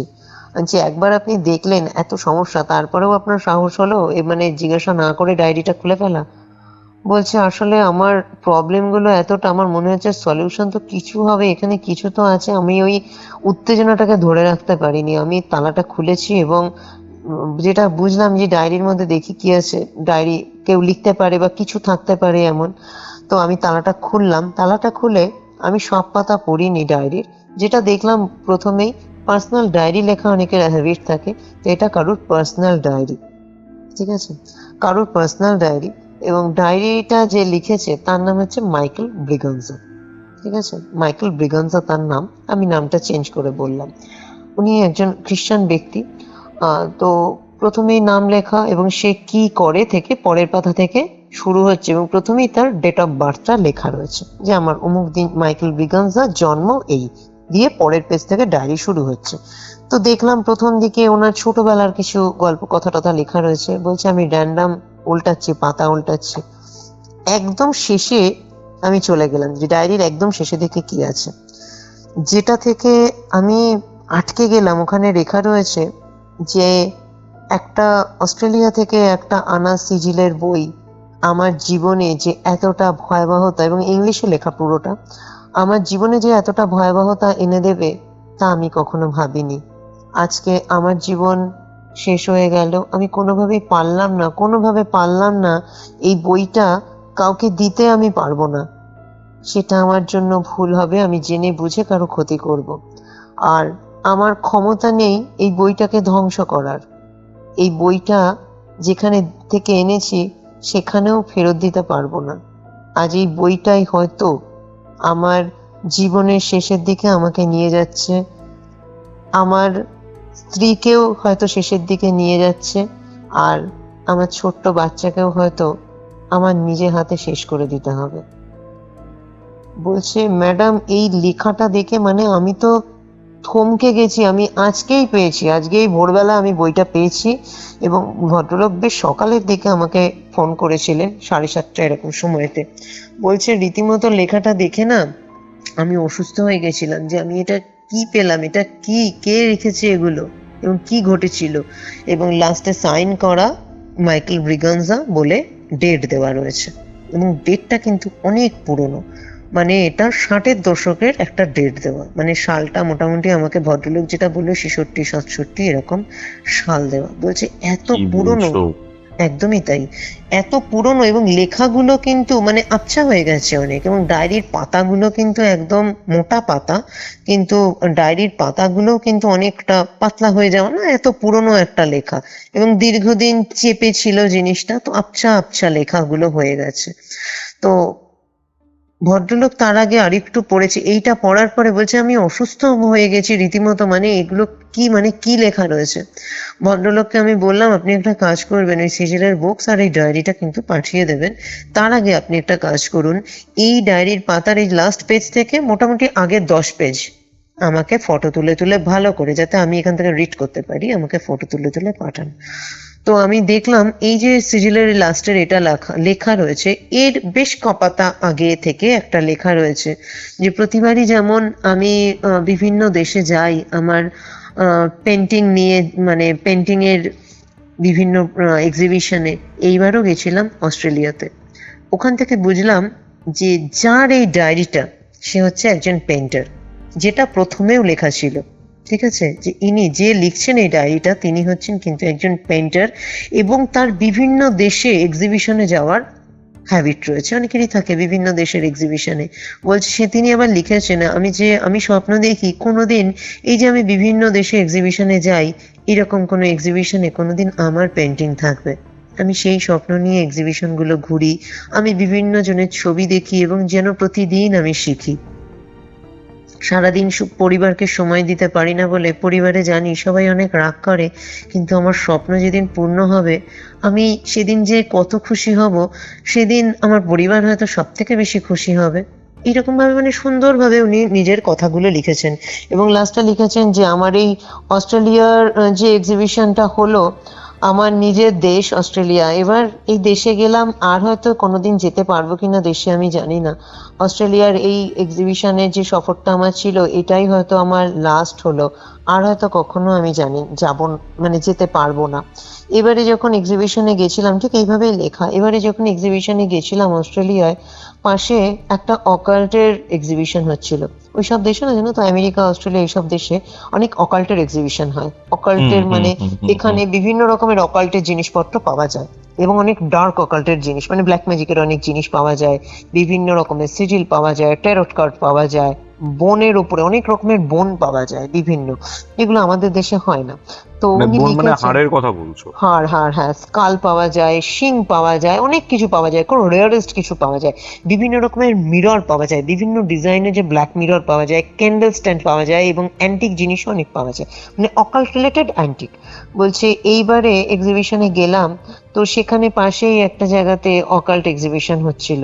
তো আমার অকাল্টে বরাবরই, অকাল্ট নিয়ে আমি কাজ করি না, কিন্তু আমার খুব জানতে ভালো লাগে। আর আমি যে দেশে জন্ম, যে গ্রামে আমি থাকি, সেখানেও আমি ছোটবেলা থেকে দেখতাম এরকম অনেকে, মানে ছোটবেলায় যখন গেছি দেখেছি যেরকম অনেকে অকাল্ট নিয়ে কাজ করে।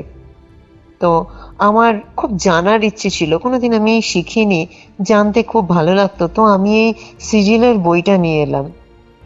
প্রথমে যেটা লেখা, তখনও উনি সিজিলের বইটা নিয়ে কিছু স্টাডি করেননি, সিজিলের বইটা নিয়ে এলাম, দেখা যাক যে সিজিলের বইটা থেকে আমি কি জানতে পারি। আমি আবার আবার আমি জানাবো বলে এইরকম সুন্দর করে আবার জানাবো, মানে আবার লিখবে যে সেটা লিখেছে। তারপরে লেখা যে সিজিলের বইটা পড়ছি, এর মধ্যে বিভিন্ন রকম, আমি বুঝতে পারলাম হয়তো এই বইটা এনে আমি ঠিক করিনি। এখানে যে বইগুলো, মানে যে রিচুয়াল লেখা, সেই রিচুয়ালগুলো অনেক ডার্ক রিচুয়াল, এবং এই সিজিলগুলোকে কখনো আলাদা করে অ্যাক্টিভ করার দরকার হয় না। এই সিজিলগুলো নিজে থেকেই, মানে কোনো এনভায়রনমেন্টে রাখলেই এগুলো অ্যাক্টিভ হয়। এবং এর মধ্যে একটা বিশেষ অদ্ভুত সিজিল আছে, যেটা এই বইয়ের থেকেই আমি জানলাম। এই সিজিলটা মানে দেখার পর থেকে আমি যেন প্রচন্ড অসুস্থ অনুভব করছি, এবং সব সময় আমি চোখের সামনে যেন তাকেই দেখতে পাই, আমি যেন আর কিছুই দেখতে পাই না। আমার আঁকা বন্ধ হয়ে গেছে, আমার প্রত্যেক দিনের যে মানে কাজ ছিল সেগুলো আমি আর করতে পারি না। সারাদিন যেন আমি ঘুমের জগতে থাকি, সারাদিন আমার এখন ওয়াইফের সাথে ঝামেলা হয়, আমি আমার বাচ্চাকে সময় দিতে পারি না। এইভাবে আস্তে আস্তে আস্তে আস্তে লেখা, একদম শেষে লেখা যে আমার এই সিজিল বইটাই আমার জীবনকে শেষ পর্যায়ে এনে দিল। আমি কোনোভাবেই পারলাম না একে ধ্বংস করতে, পারবো না একে কাউকে দিতে, বা আমি যেখান থেকে এনেছিলাম সেখানেও এটা ফিরিয়ে দেওয়ার আর আমার জানা নেই কিভাবে ফিরিয়ে দেব। তো এই বইটাই আমার জীবনকে একটা শেষ জায়গায় এনে দিল। তো শেষে লেখা, এটা হয়তো আমার ওয়াইফকেও আমার সাথেই শেষের দিকে নিয়ে গেল, এবং আমার নিজের পুত্রকেও হয়তো নিজেই আমাকে শেষ করে দিতে হবে। লাস্টে এইটুকুই লেখা, সাইন করা, ডেট দেওয়া, আর কোনো লেখা নেই। ভদ্রলোকের তো এটা পড়ে মানে প্রচন্ড ভয় পেয়ে গেছে ভদ্রলোক ভদ্রমহিলা, যে এটা কি হলো। ভদ্রলোক এবার বলছে যে আমি তো এরা কি, মানে আমি কি হলো, আমি কি বাড়ি কিনলাম, আমি তো বুঝে উঠতে পারছি না, আমার মাথায় হাত পড়ে গেছে ম্যাডাম। তো আমি বললাম, আপনি একটা কাজ করুন, যার থেকে আপনি বাড়িটা কিনেছেন তার সাথে যোগাযোগ করুন, একটু জানুন, উনিই বলতে পারবেন যে মাইকেল ব্রিগানজা কে ছিলেন। তো আপনার কন্ট্যাক্ট নাম্বার আছে? বলছে হ্যাঁ আমার কন্ট্যাক্ট নাম্বার আছে ওনার, কিন্তু জানি না সেই নাম্বারটা এখন লাগবে কিনা। উনি তবে বলেছিলেন যে কোনো এমার্জেন্সি হলে আপনি কন্ট্যাক্ট করবেন, যদি এই নাম্বারটা কেউ না কেউ ধরবে। ঠিক আছে, উনি ওই দেশেরই নাম্বার দিয়েছিলেন, যে এই নাম্বারটা আমার নতুন নাম্বার, ওই দেশে গিয়ে একটা নাম্বার দিয়েছিলেন যে আপনি রাখবেন। অ্যাকচুয়ালি ভদ্রলোকের সাথে আমার পরিচয়ও আছে, ঠিক আছে। তো ভদ্রলোককে ফোন করেন, ভদ্রলোককে উনি জিজ্ঞাসা করেন যে এরকম একটা ডায়েরি পেয়েছি, সেখান থেকে জানতে পারি আপনাদের স্টোর রুমে একটা ডায়েরি পেয়েছি, জানতে পারি এরকম মাইকেল ব্রিগানজা লিখতেন ডায়েরি, উনি কে হন। বলছেন মাইকেল, এবার ভদ্রলোক হঠাৎ করে শুনে একটু থমকে যায়, বলছে মাইকেল ব্রিগানজার ডায়েরি আপনি পেলেন, কি আছে লেখা? তো ভদ্রলোক বলেন যে এই এই এরকম এরকম লেখা। বলছে মাইকেল ব্রিগানজা আমার জ্যাঠার নাম, আমার ওই বাড়িটা আসলে আপনাকে তো বলেইছিলাম। তখন ভদ্রলোক বলছে আসলে এই যে বাড়িটা ম্যাডাম, তো ভদ্রলোককে আমি বলি আপনি ওনাদের সাথে যোগাযোগ করুন যার থেকে আপনি বাড়িটা কিনেছেন। তো আর ভদ্রলোককে জিজ্ঞাসা করি যে আপনি কার থেকে বাড়িটা কিনেছেন, এবার আমাকে বলুন। বললেন আমি তো বাড়ি কেনা বেচা করি, তো এক অস্ট্রেলিয়ান ভদ্রলোকের থেকে আমি বাড়িটা কিনেছি। ওনারা কলকাতা এবং উড়িষ্যায় যাতায়াত করতেন, দু জায়গাতেই ওনার বাড়ি আছে। তো ওনার বাবা এখানে, মানে ওনার পূর্বপুরুষ এখান থেকে, ব্রিটিশ আমল থেকেই ওনারা এখানে ছিলেন। তো ওনার বাবা যাতায়াত করতেন, ওনার বাবার এখানেই চাকরি। কিন্তু এই যে ভদ্রলোক বিক্রি করলেন, বলছে এখন কিন্তু ওনার অনেক এজ হয়ে গেছে, তো 60-এর এরকম বয়স হয়ে গেছে। বলছে ওনার বাবার এখন অনেক এজ, তো উনি বরাবর অস্ট্রেলিয়াতেই জব করতেন এবং ওনার পরিবার, ওনার ফ্যামিলি সব অস্ট্রেলিয়া। তো ওনার বাবার অনেকটা এজ, বাবার মোটামুটি 90-এর কাছাকাছি এজ। তো বাবাকে উনি অলরেডি অস্ট্রেলিয়া নিয়ে গেছেন। এখানে বাড়িটা উনি রেন্টেডে রেখে দিতেন, বা এখানে ওনার যারা রিলেটিভ আছে তারা তদারকি করতো, দেখাশোনা করতো বাড়িটা। তো উনি বাড়িটা চাইলেন যে আমি এবার সেল করে, টোটালি আমি এই বাড়িটার জন্যই টান রয়েছে, আমি সেল করে চলে যাব, অস্ট্রেলিয়া শিফট হয়ে যাব। আমি তো পুরো অস্ট্রেলিয়াতেই থাকি, তো আমি আর এখানে কিছু রাখবো না, তো আপনি যদি বাড়িটা নিয়ে নেন, আপনি যেহেতু পুরোনো বাড়ি কেনাবেচা করেন। তো ওইভাবেই উনি জানতেন, তো আমার সাথে যোগাযোগ হয়, তো আমি বাড়িটা কিনি। তো তখনই আমি বললাম আপনি ওনার সাথে যোগাযোগ করুন, যোগাযোগ করে আপনি দেখুন, উনি বলতে পারবেন। তো ভদ্রলোক বলেন মাইকেল ব্রিগান্সা আমার জ্যাঠা ছিলেন, কিন্তু আসলে জ্যাঠারদের যখন মৃত্যু হয়, ওনারা যখন মারা যান, একদিন হঠাৎ করেই আমরা জানতে পারি, তখন আমি খুব ছোট, আমার বয়স তখন বছর 6 বয়স। মানে ভদ্রলোক তখন বলছে আমার বয়স তখন বছর 6, মানে 60-এর দশকে ওনার তখন বছর 6। বলছে আমার যে দাদা ছিল, জ্যাঠার যে ছেলে ছিল, তার তখন ওই বছর 8-9 বয়স।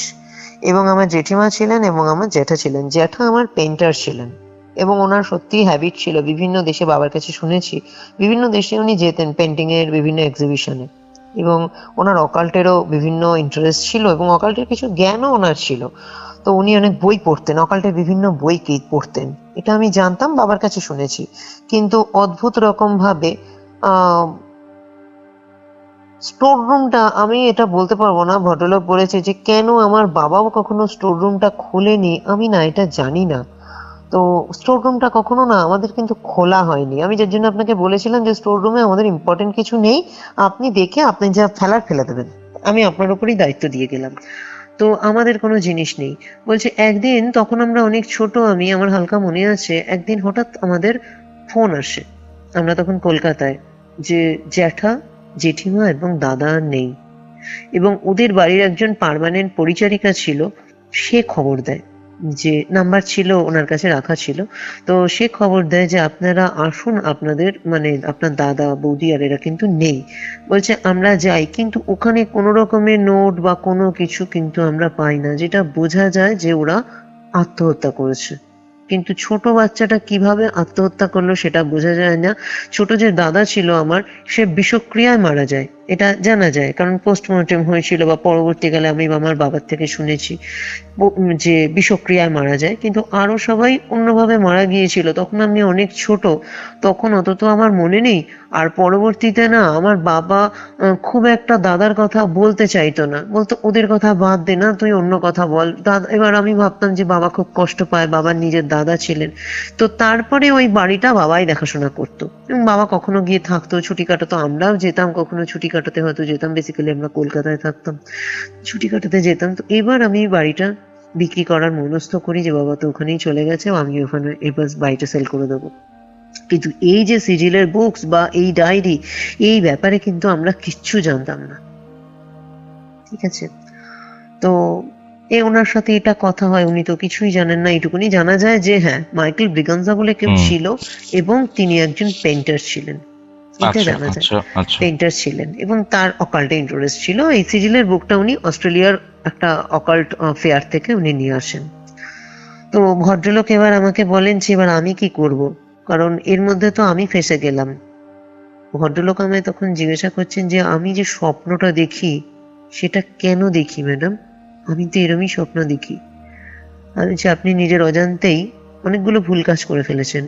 সেটা হলো, আপনি ফার্স্ট এই বাড়িটা না জেনে কিনে ফেলেছেন, যে বাড়িতে 3 জন অপঘাতে মারা গেছে। দ্বিতীয়, আপনি করে ফেলেছেন স্টোর রুমটা খুলে ফেলেছেন, এই স্টোর রুমের মধ্যে সিজিল বুকটা ছিল। তৃতীয় ভুল আপনার, সিজিল বুকটা আপনি শুধু খোলেননি, সেখান থেকে সিজিল প্রিন্ট আউট করে আপনি টাঙিয়ে ফেলেছেন। চতুর্থ ভুল আপনার, যেটা আরো একটা বড় ভুল, আপনি তার পেন্ডেন্ট বানিয়ে গলায় পরেও ফেলেছেন। মানে কিছু সিজিল এমন থাকে যেখানে দেখো সিজিল মানে হচ্ছে গেটওয়ে স্পিরিট ওয়ার্ল্ড থেকে এই ওয়ার্ল্ডে। যখন আমরা স্পিরিটকে কল করি কাজের জন্য, তার এনার্জির ব্লেসিং নেওয়ার জন্য, তখন কিন্তু আমরা একটা গেটওয়ে ইউজ করি, যেটা হচ্ছে সিজিল, যে মাধ্যমে আসে। কিছু সিজিল এমন থাকে যেগুলো না কোনো এনভায়রনমেন্টে রাখলে কোনো চ্যান্টিং এর দরকার নেই, আপনি আপ সেটা কিন্তু অ্যাক্টিভ হয়ে যায়। এবং সেই প্লেসে যদি কোনো অপঘাতে, দেখো অপঘাতে মৃত্যু মানে তার আত্মার কিন্তু, ওরা ওদের মতো করে কাজ করেছিল, যেটা ওরা জানিয়েছে যে আমরা পরবর্তীতে আমাদের যে নিয়ম আচার থাকে আমরা কাজ করেছি, ওরা ওদের মতো কি কাজ করেছে ওরা জানে। বাট কোথাও একটা হয়তো পুরোপুরি কাজ হয়েছিল না, যেখানে ওদের ফ্রি হয়নি। প্রত্যেক ধর্ম অনুযায়ী তো সেখানে কাজ থাকে, তো কিছু একটা ছিল যেখানে হয়তো ওদের স্পিরিট রিলিজ হয়েছিল না। এবং যদি কোনো বাড়ি এরকম থাকে যেখানে অপঘাতে মৃত্যু হয়েছে বা যেখানে স্পিরিট এনার্জি রয়েছে, সেইখানে যদি এই সিজিলকে এরকম করে দেওয়া হয়, মানে যে কোনো ভাবেই হোক সিজিলকে প্রতিস্থাপন করা হয়, সেখানে কিন্তু অটোমেটিক্যালি সেখানকার এনার্জি, মানে সেখানে যে এনার্জি গুলো রয়েছে স্পিরিট এনার্জি, সেটা অ্যাক্টিভ হয়ে যাবে। ঠিক আছে। আচ্ছা। এখানে একটা জিনিস লক্ষ্য করেছো, ছেলেটা ওর বাবা সিজিল গুলো ওয়ালে লাগালো, ছেলেটা আস্তে আস্তে বড় ওদের মতো আঁকতে শুরু করলো। ঠিক আছে। এই যে স্পিরিট এনার্জিটা ছিল, যে পেন্টার ছিল, কোথাও না কোথাও কিন্তু ওই যে পেন্টারটা এর মধ্যে দিয়ে এই ছেলেটার মাধ্যমে নিজে আঁকতো, যেটা পজেস বলে। ঠিক আছে। ছেলেটা কিন্তু পুরো পজেস হয়ে গেছিল, এবং ওই নেচারটা, এই যে পেন্টারের নেচারটা কিন্তু নিজের মধ্যে দিয়ে ফুটে উঠেছে, যার জন্য এর আঁকাগুলো এত নিখুঁত হয়ে গেছে, এত নিপুণ হয়ে গেছে, এত সুন্দর হয়ে গেছিল।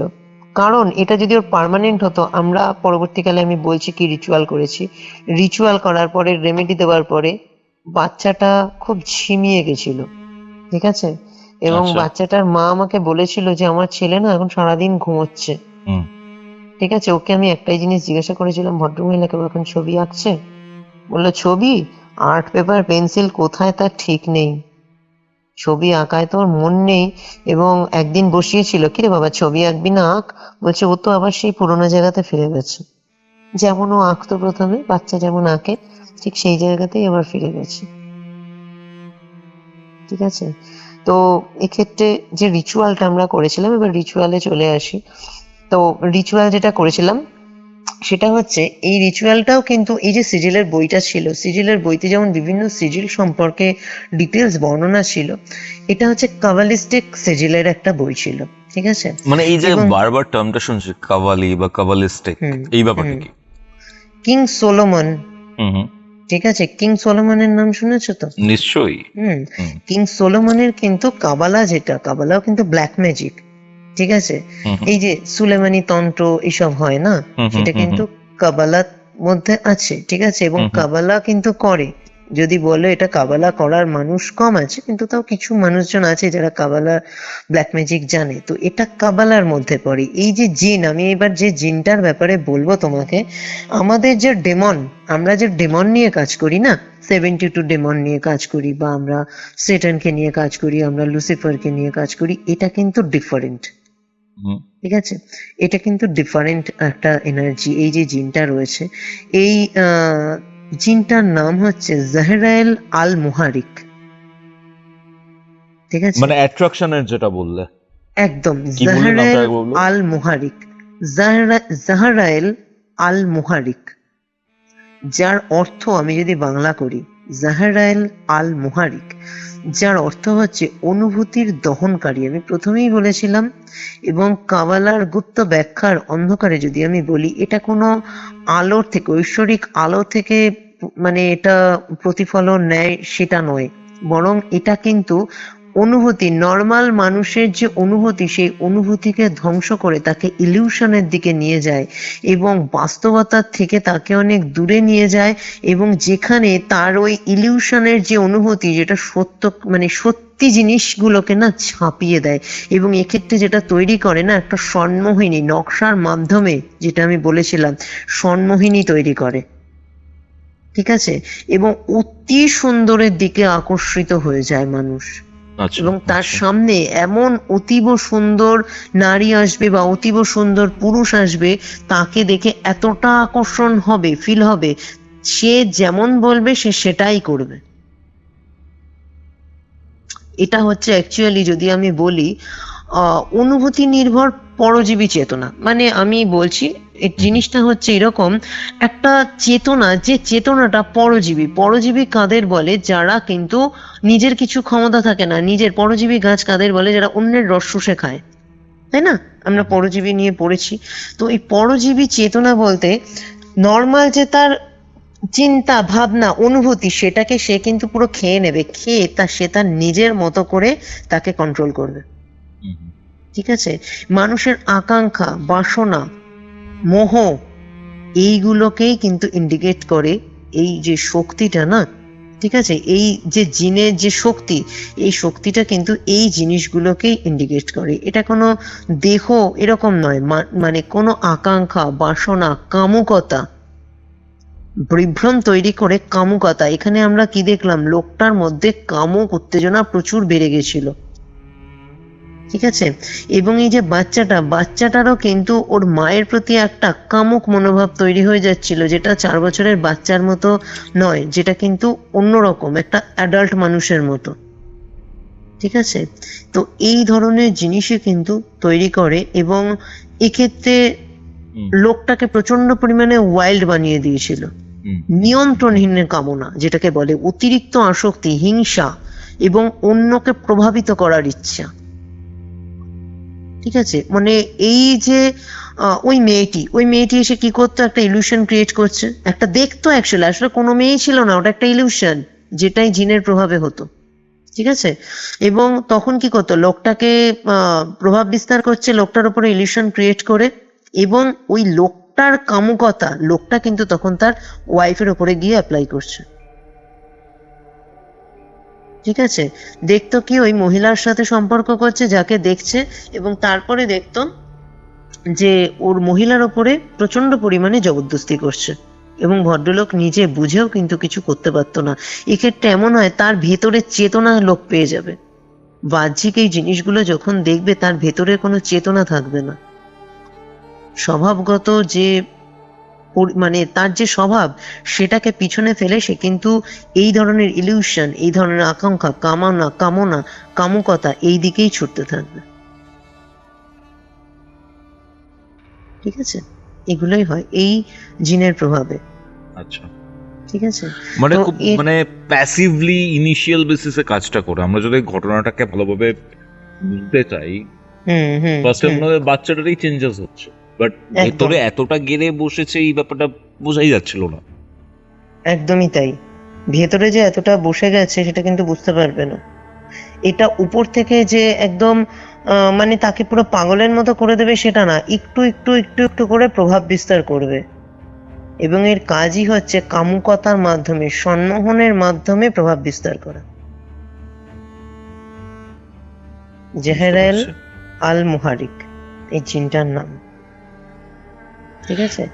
যেটা কাবালা থেকে পাওয়া যায়, কাবালার গুপ্ত ব্যাখ্যা থেকে এটা পাওয়া যায়, এবং বহু প্রাচীন। যদি বলা হয় এই জিন কিন্তু এই যে বহু কাবালার প্রাচীন। ব্যাপারটা, এই ব্যাপারটা মানে আমি যতদূর বুঝতে পারছি ইহুদিদের সাথে কানেক্টেড অনেকটা।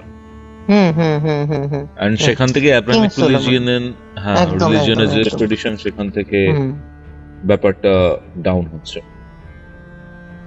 কিং সোলোমন যে তিনি ছিলেন, তিনি পুরো ব্ল্যাক ম্যাজিকটা ওনার পুরো, মানে কাবালা মানে কিং সোলোমন, কাবালার প্রত্যেকটা জিনিস, কাবালার যা কিছু সবকিছুই কিং সোলোমনের। ব্ল্যাক ম্যাজিকের কিং ছিলেন উনি। ইভেন ইফরিত বলো, যাই বলো, প্রত্যেকটা জিন ওনার কন্ট্রোলে ছিল, একদম তাই। প্রত্যেকটা জিনকে দিয়ে কাজ করানো কিভাবে, জিনকে কন্ট্রোল কিভাবে, সমস্ত কিছু উনি জানতেন কিং সোলোমন, ঠিক আছে? তো এখানে একটা যে রিচুয়াল করা হয় সেটা ক্লিপোথিক রিচুয়াল, এবং যে রিচুয়ালের কথা কিন্তু এখানেই দেওয়া ছিল, যে এই ধরনের সিজিলকে অ্যাক্টিভ কি করে হয়, বা এই ধরনের সিজিলেরকে তুমি কিভাবে, এর অ্যাক্টিভনেসকে, এর এনার্জিকে তুমি কি করে রিলিজ করতে পারো। কিন্তু ওই আগের ভদ্রলোক সেটা করে উঠতে পারেননি, ঠিক আছে? তো ক্লিপোথিক রিচুয়াল করা হয়েছিল, এবং পডকাস্টে আমি তোমাকে বারবার একটা জিনিস বলেছি, যে আমরা এনার্জিকে কিন্তু মানে ক্রিয়েটও করতে পারি না, ডিস্ট্রয় করতে পারি না, আমরা এনার্জিকে কনভার্ট করতে পারি, ঠিক আছে, আমরা এনার্জিকে কখনো ক্রিয়েট ডিস্ট্রয় করতে পারি না, কনভার্ট করতে পারি আর হচ্ছে রিলিজ করতে পারি। তো ক্লিপথিক রিচুয়ালে এখানে আমাদের যেটা লাগে সাপের চামড়া লাগে, এবং সেটা কিন্তু পুরো হতে হবে, আধা হলে হবে না, পুরো মুখ চামড়া থেকে মানে কি, লেজ চামড়া পর্যন্ত। না খোলস? খোলস, খোলস যেটা, আচ্ছা। চামড়া মানে খোলসটাই, ঠিক আছে, আচ্ছা। সাপের খোলস লাগে, যেটা আমরা পুরো জাত সাপের খোলস, যেটা আমরা পেয়েছিলাম হচ্ছে আমাদের এইসব চ্যানেল রাখতে হয়, বিভিন্ন এইসব জিনিস আমাদের লাগে যেহেতু বেদের কাছ থেকে আমরা পেয়েছিলাম। এবং এই বিশেষ এক যে সিজিল একটা বানানো হয়, যে সিজিলের মাধ্যমে আমি এই যে সিজিল বুকের এনার্জিটা, একটা যে নেগেটিভ এনার্জি ক্রিয়েট হয়েছে সেটাকে আমি রিলিজ করব। তো এই বইটাকে কিন্তু আমাকে মানে ডিস্ট্রয় করতে হবে, ঠিক আছে, এনার্জিকে তো আমি ডিস্ট্রয় করতে পারবো না, বা বুকসটাকে আমাকে ডিস্ট্রয় করতে হবে, সেটা হচ্ছে এনার্জিকে রিলিজ করে। তো আমরা একটা কালো কাপড়ের উপরে চক দিয়ে এই সিজিল আঁকি এবং তার উপরে আমরা বুকসটা রাখি, বুকসটা পুরো দড়ি দিয়ে আগে বেঁধে দিই, পুরো পুরো দড়ি দিয়ে র্যাপ করা হয় বুকসটাকে, মানে পুরো বাইন্ডিং, এবং তারপরে সাপের চামড়াটা জড়িয়ে দেওয়া হয়। এবং ক্লিপোথিক যে সিজিলের মাঝখানে রাখা হয় হচ্ছে বইটা, এবং চারদিকে গোল করে পুরো ব্ল্যাক ক্যান্ডেল দিয়ে ঘিরে দেওয়া হয়, এবং হার্বস দিয়ে ঘেরা হয়, এবং হার্বস গুলো জ্বালানো হয়, এবং হার্বস থেকে যে ধোঁয়া বেরোয় সেই ফুটা দিয়ে না, ফু দিয়ে দিয়ে দিয়ে দিয়ে না পুরো বুকসের উপরে ছড়িয়ে দেওয়া হয় স্মোকটা। এক্ষেত্রে স্যাক্রিফাইস লাগে, ব্লাড লাগে, এবং যে ব্লাড লাগে সেটা হচ্ছে মোরগের ব্লাড, এবং এই ব্লাড মোরগ কিন্তু যে কোনো মোরগ হলে হবে না, এই মোরগ হতে হবে খুব তেজিয়াল মোরগ। দেখবে কিছু মোরগ আছে না যেগুলো মোরগ লড়াইতে ব্যবহার করা হয়, হ্যাঁ, এই ধরনের মোরগ আমরা তিনটে মানে চ্যানেল থেকে, আমাদের যে আছে চ্যানেল আছে সেখান থেকে অ্যারেঞ্জ করেছিলাম। এই তিনটে মোরগের রক্ত লেগেছে গলা কেটে, পুরো গরম রক্তটা দিতে হবে, ঠিক আছে, তো দেওয়া হয়, এবং রক্তটা দিয়ে পুরো ওই বুকসটা পুরো ভিজিয়ে দেওয়া হয়, এবং চারদিকে আগুন জ্বালানো হয় হার্বস দিয়ে, এবং তার মধ্যে রাম দেওয়া হয়। যখন আগুনটা জ্বলতে শুরু করে এবং বইটা পড়তে শুরু করে তখন আমরা চ্যান্টিং শুরু করি। এক্ষেত্রে চ্যান্টিং কিন্তু দুজনে মিলে করতে হয়, এই চ্যান্টিং গুলো করার নিয়ম আছে, একজনে হয় না, দুজনে হয়। হতে পারে ওই ভদ্রলোক সেই কারণেও কিছু করতে পারেননি, হতে পারে এটা, কারণ সেটা তো উনি লিখে দেননি, ওই ভদ্রলোক তবে চেষ্টা করেছিলেন, উনি লিখেছিলেন কি আমি অনেক চেষ্টা করলাম কিন্তু কোনোভাবেই পারলাম না কিছু করতে, তো কোনোভাবে উনি পারেননি, দুজন মিলে বইটা মানে চ্যান্টিংটা করতে হয়, এবং একজনের ফেসিং থাকবে ইস্টে, একজনের ফেসিং থাকবে ওয়েস্টে। বইটা যখন পুরো পুড়ে যাবে, রাখ হয়ে যাবে, সেই রাখটা একটা হাঁড়ির মধ্যে কালেক্ট করতে হবে, ঠিক আছে, একটা হাঁড়ির মধ্যে রাখটা কালেক্ট করতে হবে, এবং এই রাখটাকে, হাঁড়িটাকে পুরো পিতলের হাঁড়ি হতে হবে, পিতলের হাঁড়িটাকে পুরো সিল করে দিতে হয়, এবং এই হাঁড়িটা নদীতে মানে ডুবিয়ে দিতে হয়, ডুবে যাতে যায়, যার জন্য এর মধ্যে আমরা ব্ল্যাক স্টোন হয় না, ব্ল্যাক স্টোন দিয়ে ভরে পুরো সিল করে আমরা ওই ভদ্রলোকের কাছে দিয়ে পাঠিয়ে দিয়েছিলাম যে আপনি এটা নদীতে দিয়ে দেবেন। সময় বলে দিয়েছিলাম যে এরকম সময়তে, এরকম সন্ধ্যের দিকে আপনি ওটা দিয়ে দেবেন। তো ভদ্রলোক থাকতেন হচ্ছে ওই যেটা আমি বললাম জাজপুরে উনি থাকতেন, এবং ওইখান থেকে কেওনঝড়ের দিকে যেতে একটা বাস যায়, এবং কেওনঝড় থেকে চড়াইভুল বলে একটা জায়গা আছে যেখানে ওইদিকে বাস যায়, 1 ঘন্টা মতো ভদ্রলোক আমাদের যেটা বলেছেন।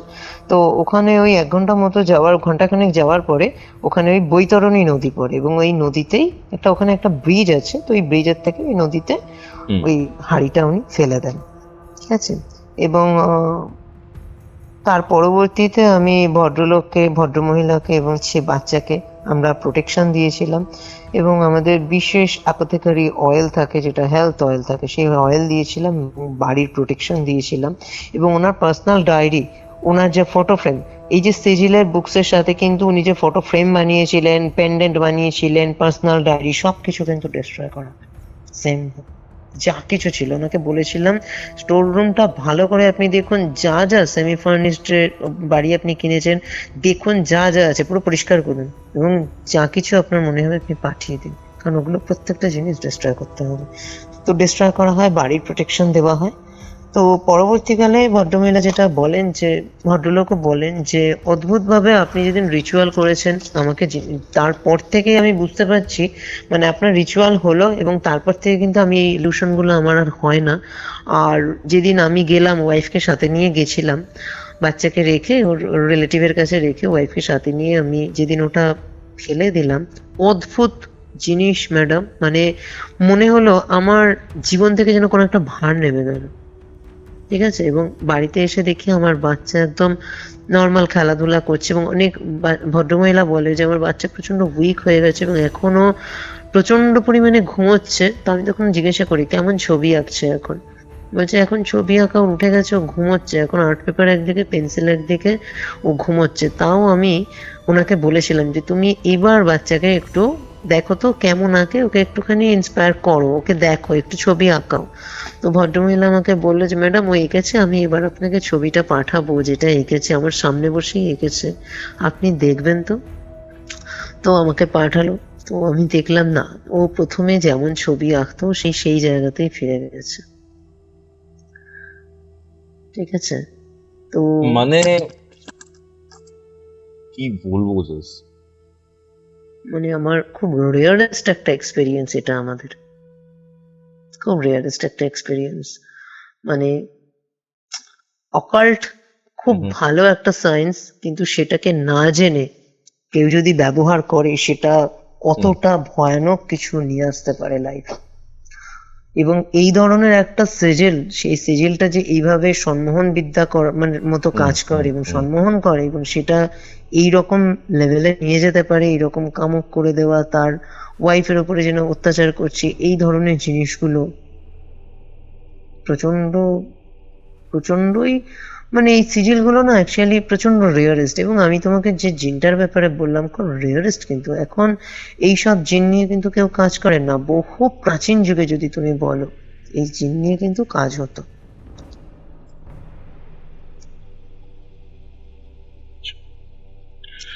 এখন কেমন আছে ওরা? এখন একদম ভালো আছে। এটা 24 সালের ঘটনা, 24-এর মোটামুটি ধরো আমার কাছে ওরা যোগাযোগ করে জুন নাগাদ, মে শেষে এরকম। তো বাচ্চাটা এখন অনেকটা বড় হয়েছে, এখন তো 2 বছর আগের ঘটনা। তো ভালো আছে, এখনো মাঝে সাঝে কথা হয় ওনার ওয়াইফের সাথে, ভালো আছে। তারপরে এই ধরনের আর কিছুই ফেস করেনি। ওরা বলেছিল যে ম্যাডাম বাড়িটাকে বেচে দিতে হবে।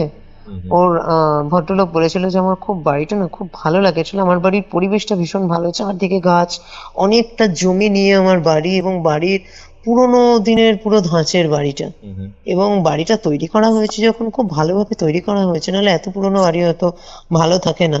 তো আমি ভদ্রলোককে বলি পুরোনো বাড়ি নিয়ে নিয়ে আপনি কেন ইয়ে করেন, বলছে আমার তো পুরোনোর উপরেই ইন্টারেস্ট, পুরোনোই তো সব থেকে ভালো, বলে না ওল্ড ইজ গোল্ড। ঠিক আছে ভালো থাকুন, কিন্তু পুরোনোকে আবিষ্কার করতে গিয়ে দেখবেন নিজের জীবনে আবার এই ধরনের সমস্যা নিয়ে আসবেন না। তো এখন ভদ্রলোক বলে না এখন আমি অনেক ভালো আছি, আর আপনি আছেন, তার টেনশন কিসের আছে। তো এখন ভালো আছে ওরা, অসুবিধা নেই, বাড়ির প্রোটেকশনও করে দিয়েছি। তারপর থেকে ওরা আর কিছু খারাপ কিছু ফেস করেনি।